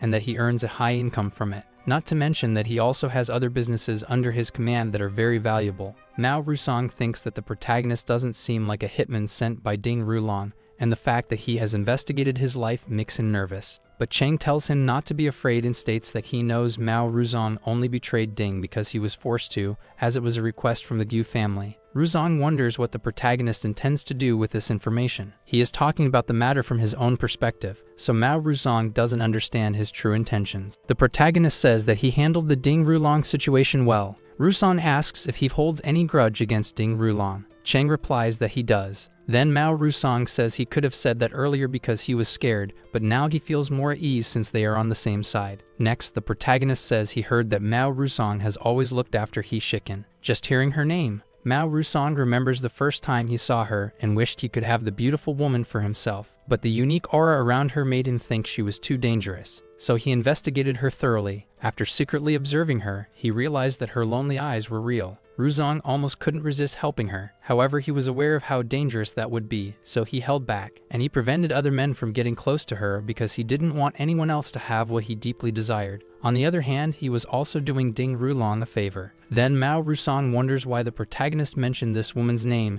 and what her connection to Ding Rulong is. He then considers the possibility that the protagonist has already gotten involved with He Shiken and holds a grudge because of that. Mao Rusong quickly asks what the protagonist wants. Chang says he just wants to return to his city. So Mao Rusong asks if the Magic City isn't enough, and if he still wants to choose another place to play. The protagonist replies that he only wants to meet with He Shiken. He wishes to be her guardian and doesn't want Ding Rulong to know, which is why he came to talk to Mao first. Rusong asks where the protagonist intends to take her. He thinks that Donghai is Li family territory and wonders if Ruotai is after He Shiken, but that doesn't make sense. So far, the protagonist hasn't formally introduced himself, so Mao Rusong asks for his name. Then Chang finally introduces himself. Shortly after, Mao Rusong says he needs to take a call, and the protagonist agrees to wait. The person on the other end says that the guys called him about something related to an assassin or something like that. But Mao Rusong has a question and asks if he knows Wu Cheng, who Rubo, Ruotei's friend, upon hearing Cheng's name,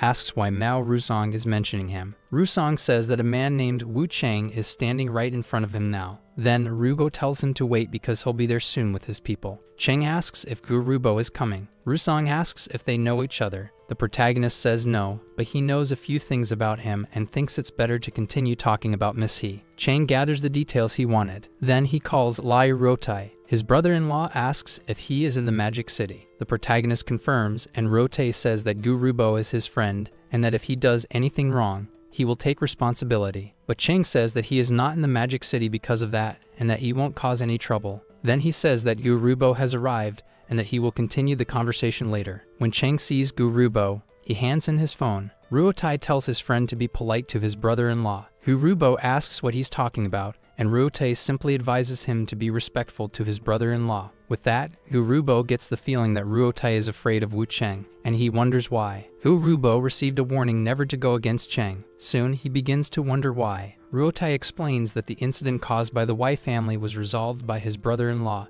and the initial source of all the information was also him. Additionally, Ruotai briefly recounts the protagonist's history. With that, Gu Rubo understands who Cheng is and says that he could have sent someone to receive him if he had known the protagonist would be in the city. Gu Rubo adopts a much calmer and more composed demeanor than usual, something Rusong finds strange since he is not used to seeing such behavior from him. But then, Gu Rubo says that Mao Rusong's subordinates acted without knowing anything and asks if he is trying to cause trouble for their guest. After clearing up the misunderstanding, they agree to go out and explore the city. Sometime later, Cheng mentions a few things that make Gu Rubo realize his knowledge is extensive. He remembers that Ruotai warned him about this. Cheng asks if Gu Rubo is interested in surpassing his older brother, and Gu Rubo asks how he could do that. Cheng knows that he and his brother are business geniuses, each selected as part of the elite before turning 30, recognized even by rival families. Upon hearing the protagonist speak so much about his life, Gu Rubo concludes that he is merely stating what anyone could know, until Cheng says that whether or not Gu Rubo surpasses his brother depends entirely on him. Then, Gu Rubo says he will bet on following the protagonist's advice and see where it leads. Cheng says that this has nothing to do with his brother and is purely about business. So if he wants to become wealthier and more successful, he will have to take risks. Gu Rubo asks what he means by that. The protagonist tells him to take a guess and mentions that it involves Ding Rulong. With that, Gu Rubo realizes that Cheng is trying to use him to eliminate Ding Rulong, because he likely wants the Gu family to start a war with the Ding family. That way, the Ding family would no longer interfere in his relationship with Lai Rubing. However, when it comes to his own family, Gu Rubo cannot predict how things would turn out. But he remembers that the protagonist said this was about making money, not revenge. So he asks if Cheng needs him to take over the Ding family's business, stating that their rivalry has been ongoing for years, and that they are currently at a disadvantage. The protagonist confirms that he is aware of everything and assures Gu Rubo that if he is willing to take the risk, he will make sure his brother falls behind. Gu Rubo thinks this is an exaggeration but decides to bet on the protagonist and says he wants to do business with him. Cheng then says he will make a phone call and tells the person on the other end to go immediately to the Magic City. Gu Rubo realizes that the person speaking with the protagonist is certainly not Ruotai. Noticing that it is a woman, Gu Rubo wonders if the protagonist has other girlfriends, but quickly decides that it is better not to meddle in that. Some time later, Wu Yurong arrives at the location, exactly as the protagonist requested. Gu Rubo wonders if she was the one on the phone earlier, as the two seem quite close, and he doesn't know why. But as soon as Wu Yurong arrives, she hugs the protagonist in a rather informal manner, and whispering in Cheng's ear, she tells him to hurry up and finish this, because she can't wait any longer for him. However, the protagonist soon pushes her away, reminding her that they are in a meeting. Wu Yurong greets Chief Gu, saying it has been a while since they last saw each other. Gu Rubo thinks of her as a goddess, and upon seeing the two interact, he is sure that something is unusual, but he prefers to focus on business rather than pry into their personal lives. Cheng states that everyone there is now an ally, so he will be direct. He says that Wu Yurong will withdraw all investments from industries related to the Ding family. And after discussing this for an hour, Gu realizes that the protagonist's plan is quite comprehensive. Rusong says they can continue inside while he and Gu step out for a cigarette. Once they are alone, Wu Yurong asks the protagonist if he just found a business partner for her as if it were nothing, and she praises Cheng's efficiency. Not only that, but she starts making advances, and asks how the protagonist would like to be thanked. Cheng says there's nothing to thank him for, as he is simply executing his plan. Wu Yurong doesn't want to hear that from him. She says that Cheng can admit he feels the same way about her, claiming that he did all of this just to help her and asking if Cheng wants Gu to find out that they are lovers. The protagonist says that's not quite it, and that there's no need to reveal this secret. However, it doesn't matter whether he knows or not. With a teasing tone, Wu Yurong says that Chang is actually still afraid that news will spread about him and Lai breaking up. Shortly after, Gu returns to the room and catches the two of them in a somewhat awkward situation, but he maintains his composure and says he has finished his calls. Yet in his mind, Gu confirms his suspicion that Chang and Wu Yurong are having an affair. Then he wonders if Wu Yurong is really the same woman he knows, because at a banquet he saw with his own eyes how a high-ranking figure, on the same level as his father, was flattering this woman. Even Gu's own brother-in-law said that if Wu Yurong were willing to marry him, he would leave his wife and be with her. So he wonders how a woman like that ended up with Wu Cheng and what kind of man he must be to handle her. Gradually he realizes what Ruotai was trying to warn him about, concluding that he will have to treat Cheng as well as possible. Suddenly, the protagonist receives a call from Lei Rubing. Gu sees that he is about to talk to his girlfriend while his lover is right beside him. On top of that, Cheng puts the phone on speaker, which unsettles him even more. Cheng simply answers and says he is too busy to talk right now. Rubing immediately asks if he is with another woman, which startles Gu even more than the protagonist himself. Seeing how comfortable Wu Yurong is with this, Gu wonders what she is doing, as this could be seen as a declaration of war against Cheng's girlfriend. Lai hears Ndong Wu's voice and realizes that the protagonist is with her. Cheng says that he asked her to meet him because they had matters to discuss. The protagonist's attitude leaves Gu even more confused, making him feel that watching this is more painful than when he was caught cheating on his own wife. Meanwhile, Rubing realizes that Cheng is in the middle of something important, so she doesn't argue and simply tells him to take care of his business and call her later. Then Cheng says goodbye to her and tells Mr. Gu that they will be staying for dinner. That way, Gu is put in charge of handling the food, and he feels relieved that no fight broke out, but at the same time, he wonders if Miss Lee really doesn't mind her boyfriend having other women. He thinks that being able to handle these two women in particular is something truly impressive. Shortly after, he hands over all the requested information to Cheng. The protagonist sees that everything he needs is there, and he thinks that now he can directly take control of some of the companies related to the Ding family. Gu considers that with the support of his family and Wu Yurong's connections, along with the information provided by the protagonist, three indispensable factors. He has no chance of failing, as he is now at the most critical moment of his life and is ready for whatever comes next. Cheng says that now that everything is almost ready, he wants to discuss the division of the cooperating companies. Hu Rubo had already been expecting this. He then says that the protagonist should keep at least 5% of the profits to employ people, and that he and Wu will take 60%. Wu Yurong is surprised because she thought she would only get 40. In turn, Cheng says that Yu Rubo will only get 35. Gu confirms and says that it's a small price to pay for their friendship. The protagonist thanks him and hopes they will do more business together in the future. After they finish the meeting, Cheng and Wu Yurong are left alone, and she says that they finally have their moment together. After spending quite some time together, Wu Yurong says she is going to take a shower. Meanwhile, Cheng decides to call Lai Rubing and asks if she hasn't gone to sleep yet because she was waiting for his call. Before leaving, Wu Yurong sneakily listens in on their conversation. Rubing said she is working overtime and hasn't even gone home yet. After that, the protagonist explains what he was doing in the Magic City and shares all the details. His girlfriend says that Wu Yurong is truly in his hands since she even helped him close a $1 million deal. Then, Wu Yurong moves closer and says that Miss Lee acts differently when she's jealous. Realizing that Wu is next to the protagonist, Lai thinks she won't let that provocation slide, and she says that she's not jealous but angry, and warns that the protagonist will soon find out what will happen as soon as he returns to the city. He asks if it will be like the last time they were together, because if that's the case, he will be looking forward to it.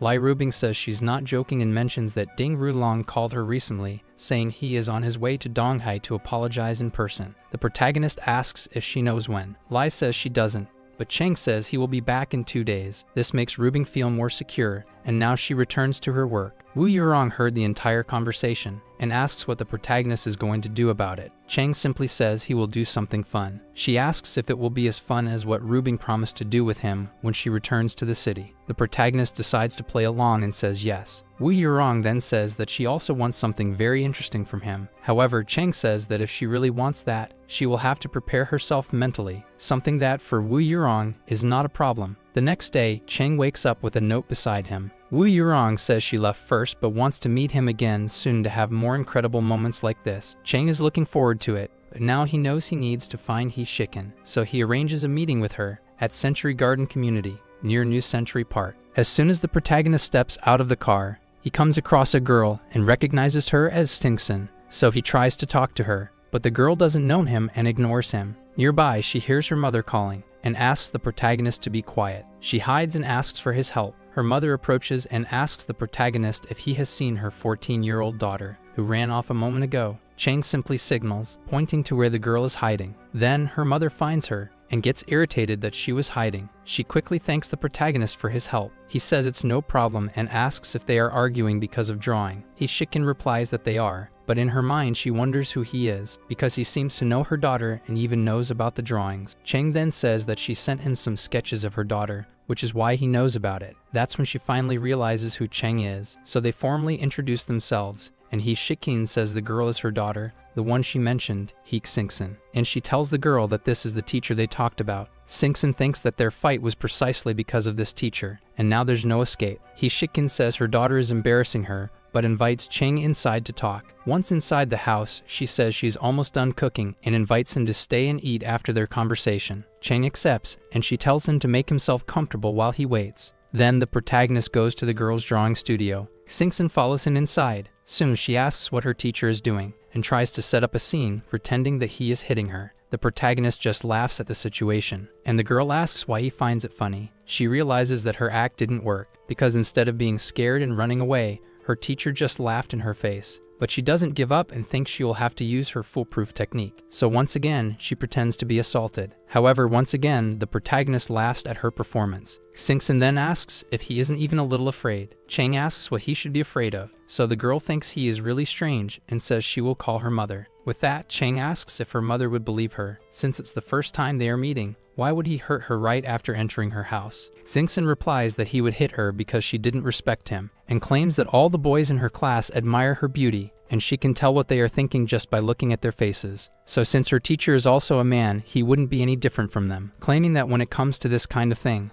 there is no mother who wouldn't support her daughter, and she tells her teacher to leave now, or else she will report him. However, Chang states that he never accepts being threatened. With that, Xingxin decides to act. She calls her mother and waits for her to appear. With a sarcastic look, the girl waits. However, with an even more mischievous look, the protagonist shows that he was recording the entire conversation. Soon, the girl realizes that her plan has completely failed. Her mother arrives and asks what's going on. Then, Xingxin just says that she wants ribs for lunch. Her mother asks if that's really all. She insists that it is, saying she's just hungry. The mother then leaves, saying she will hurry and asking her daughter to obey her teacher. Xingxin breathes a sigh of relief for not being exposed. But angry, she asks if her teacher always records their conversations, calling him ridiculous. Chang retorts, saying that what's even more ridiculous was the entire scene she tried to stage. The girl asks why he did that. The protagonist says he always distrusts spoiled girls, which is why he likes to be prepared. He also tells her not to cause any more trouble. Otherwise, her mother will hear this recording,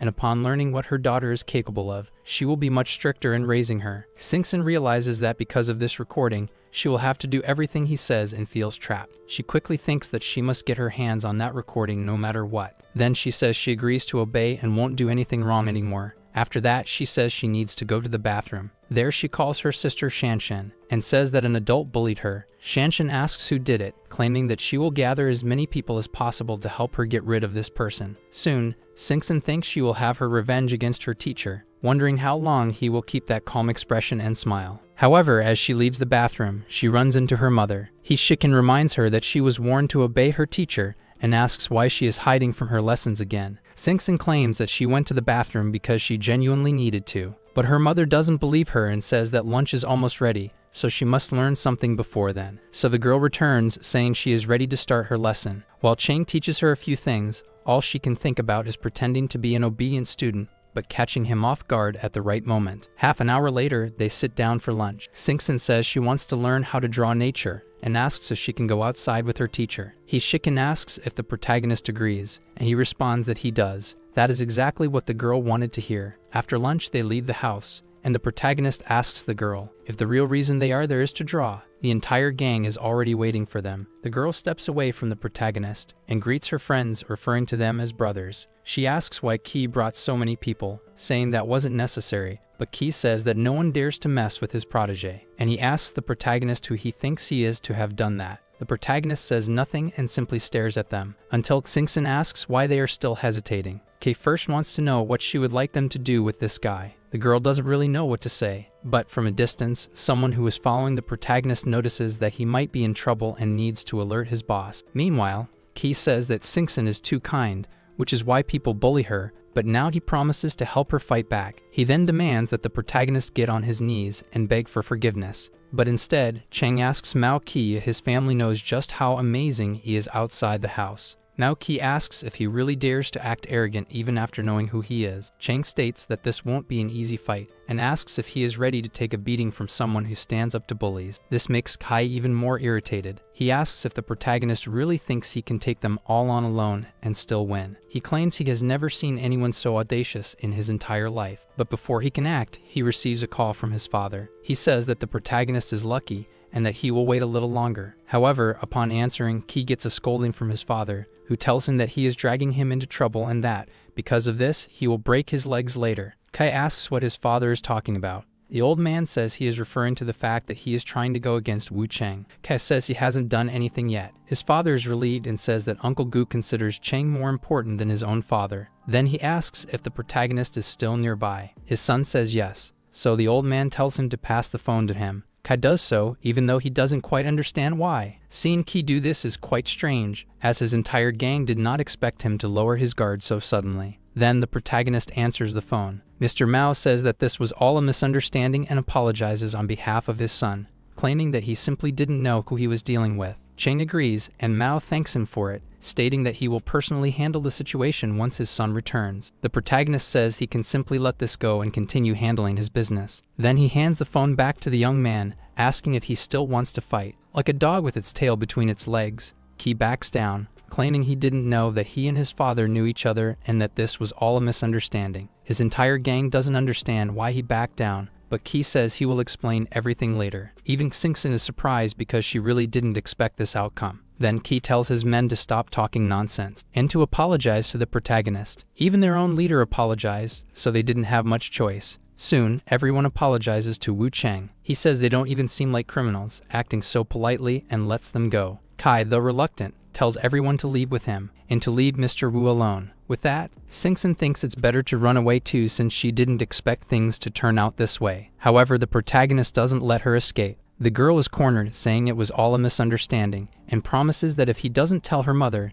she will do whatever he says from now on. Chang asks if she is serious. Singson says she is, after all, he is more impressive than Ki, and she promises to obey. Then the protagonist receives an invitation for a meeting, and tells the girl to go home since their lessons will have to be postponed until the next day. Then the protagonist heads to the meeting, coming across Gurubo, Mao Ruzan, and his son. As soon as the three arrive, Mao says he owes him an explanation about what happened earlier, and that he would never break the rules of this world just because of his son, even inviting Mr. Gu to be a witness. The protagonist tells him not to worry too much about it. Mao thanks him for not being too harsh and arguing with his boy. Right after apologizing, he says he is leaving in hopes the protagonist enjoys his stay. Soon he decides to get some rest at the hotel, but as soon as he enters his room, he sees a woman. Recognizing her as the girl they wanted to send to Ding Rulong, Zhuang Xiaodi, he immediately thanks Chief Mao for the courtesy. Zhuang Xiaodi already knows that he is Wu Chang, however she hadn't seen him before and finds his appearance quite attractive. She says the protagonist looks very tired and offers to help him relax. She also says that if he wants to take a bath, he can use the bathroom.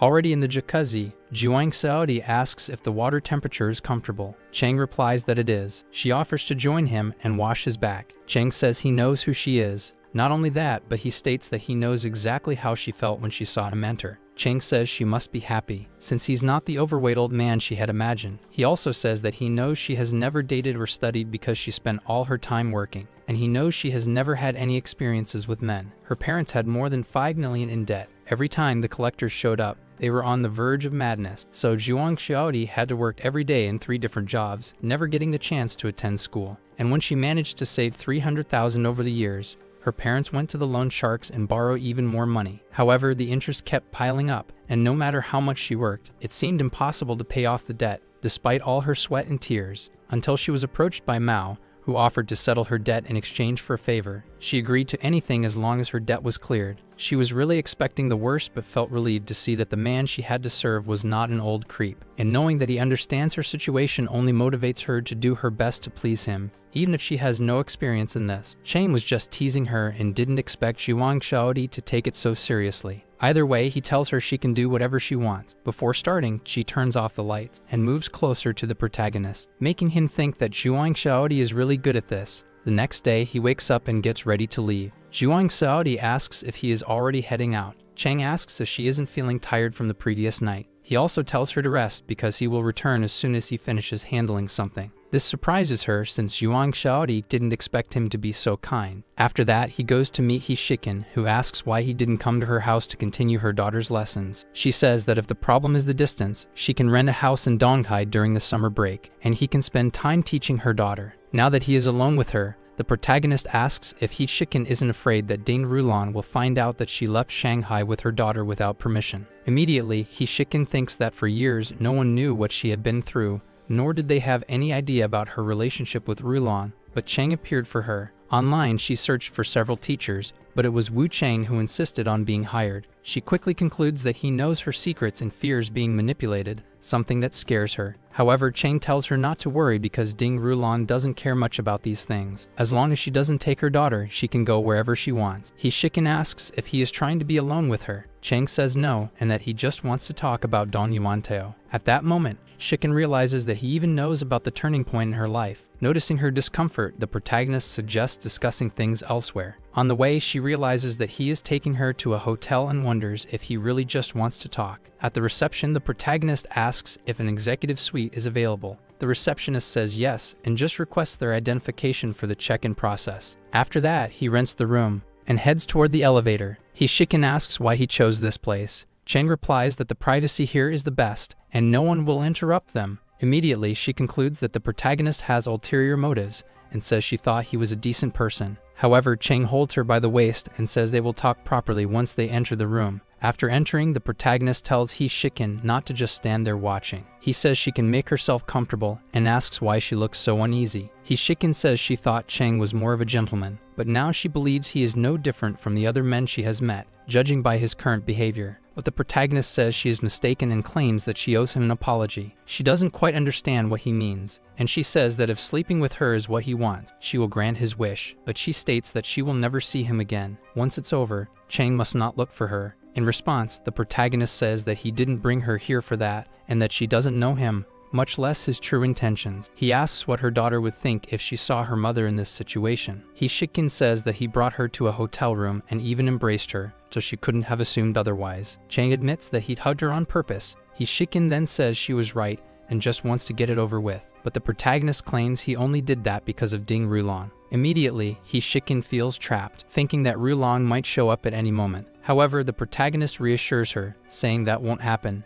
With that, He Shiken asks if Cheng wanted to provoke Ding Rulan. He says yes and claims that the hotel's security cameras are likely being monitored by Ding Rulan. He repeats that he has no ulterior motives and only wants to talk. Cheng says he is being watched by Ding Rulan and intentionally wants him to see these images. However, He Shiken imagines that if Ding Rulan finds out that she went to a hotel with another man, he won't let her live, and she wonders if the protagonist is trying to set her up. But then she thinks that if this really happened, the real target would be her lover, not her, so she wonders what the protagonist is planning. Cheng asks if she knows Lei Rubing. He Shiken says yes. Then he tells her that they are dating. Ding Rulan went mad because of it, just as he has killed for He Shiken before. Now he wants Cheng dead. Then Cheng says that Ding Rulan and his entire family must die. So if He Shiken testifies against him, stating that Rulan killed Don Yuanteo, the Dong family will finally go to war with the Ding family. He Shiken doesn't seem to like this idea at all, but the protagonist insists on convincing her, claiming that he has already prepared everything, and if she agrees to go to Donghai with her daughter, he will take care of both of them, promising that a free life awaits her.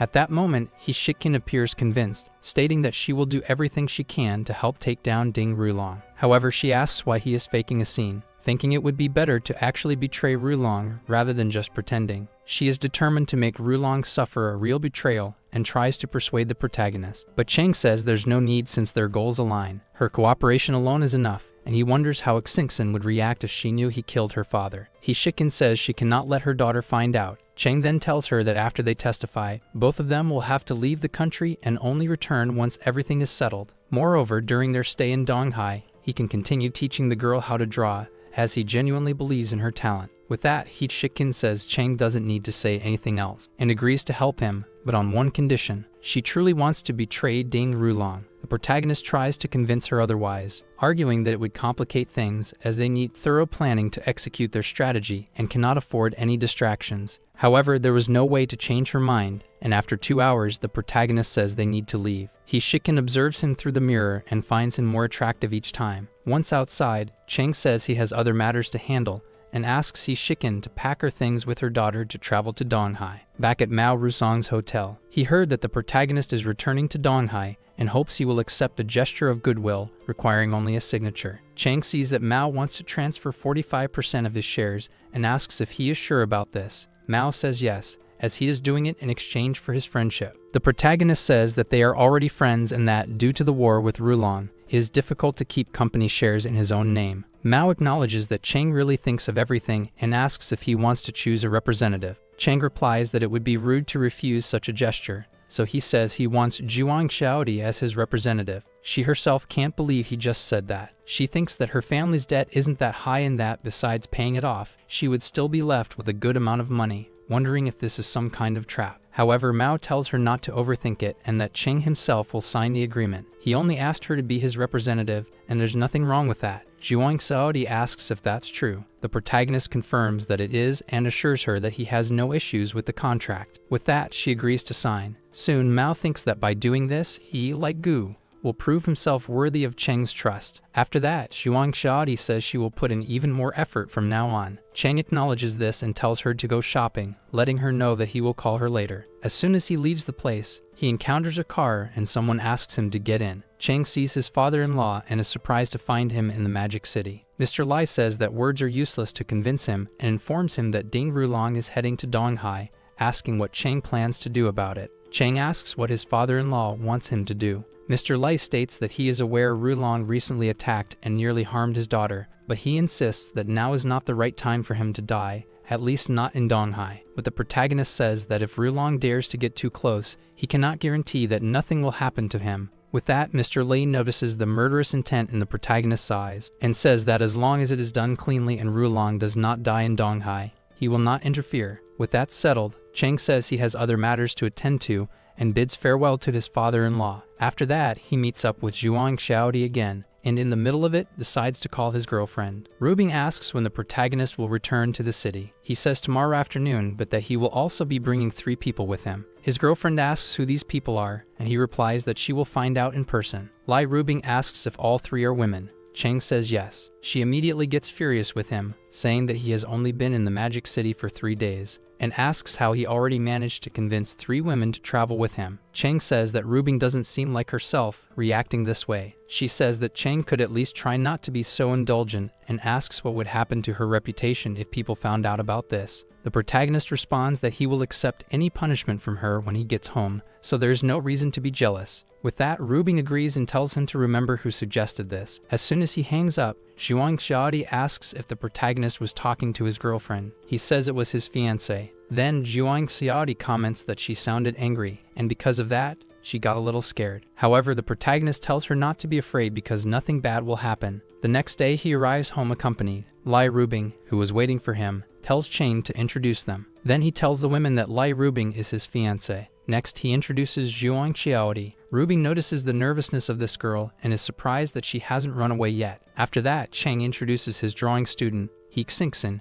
and her mother, He Shikin. Lai Rubing knows exactly who this woman is, the only witness to Ding Rulong killing Don Yuantao. From her perspective, having someone in front of her who only existed in history until now is quite sudden. Judging by their state, they must have come to an agreement with Chang. If He Shikin is truly going to betray Ding Rulong, everything that has been hidden will come to light. So she greets her formally, welcoming her to the city. Then, Lai Rubing says that the protagonist never ceases to surprise her. Soon, she walks over to the other girl and introduces herself to Zhuang Xiaodi as well. Seeing the girl up close, she notices how young she is and asks her age. Zhuang Xiaodi says she is 21. Right away, Rubing comments that she is the youngest, and she enjoys seeing that the girl is nervous because it makes her feel superior to the other women the protagonist has introduced. Then Cheng says he is tired after the trip and wants to sit down and talk. So he tells Tingxin to go play somewhere while they talk. As soon as the child leaves, Rubing asks if He Shikin slept with her boyfriend. She didn't even need to answer because her reaction said it all. He Shikin tries to justify herself, saying that she took the initiative because she just wanted revenge against Ding Rulong. She also claims to have taken contraceptives to avoid causing any problems for them and insists that she has no other intentions. Lai Rubing tells her that she doesn't need to justify herself because she believes there isn't a woman in the world who wouldn't desire her boyfriend, so she doesn't blame her. The protagonist feels quite pleased upon hearing this. Meanwhile, his girlfriend thinks that she knows about He Shikin but knows nothing about the other girl, concluding that it would be best to clarify things. So she says that He Shikin and her daughter will stay home tonight while she and Zhuang Xiaodi go out for dinner with him. For the protagonist, there is no issue with this arrangement, unlike Zhuang Xiaodi, who is clearly uncomfortable with the situation. With that, they head out later for dinner. However, they end up encountering several men. The protagonist asks what's going on. They are her employees, but Rubing isn't in the mood to discuss this now, as she knows what's coming. She simply ignores the question and leads the two of them to another meeting place. Upon arriving, Wu Cheng ends up running into some of his other lovers, something he definitely was not expecting. Our video ends here. If you enjoyed it, please like and subscribe to the channel. Until next time, bye bye.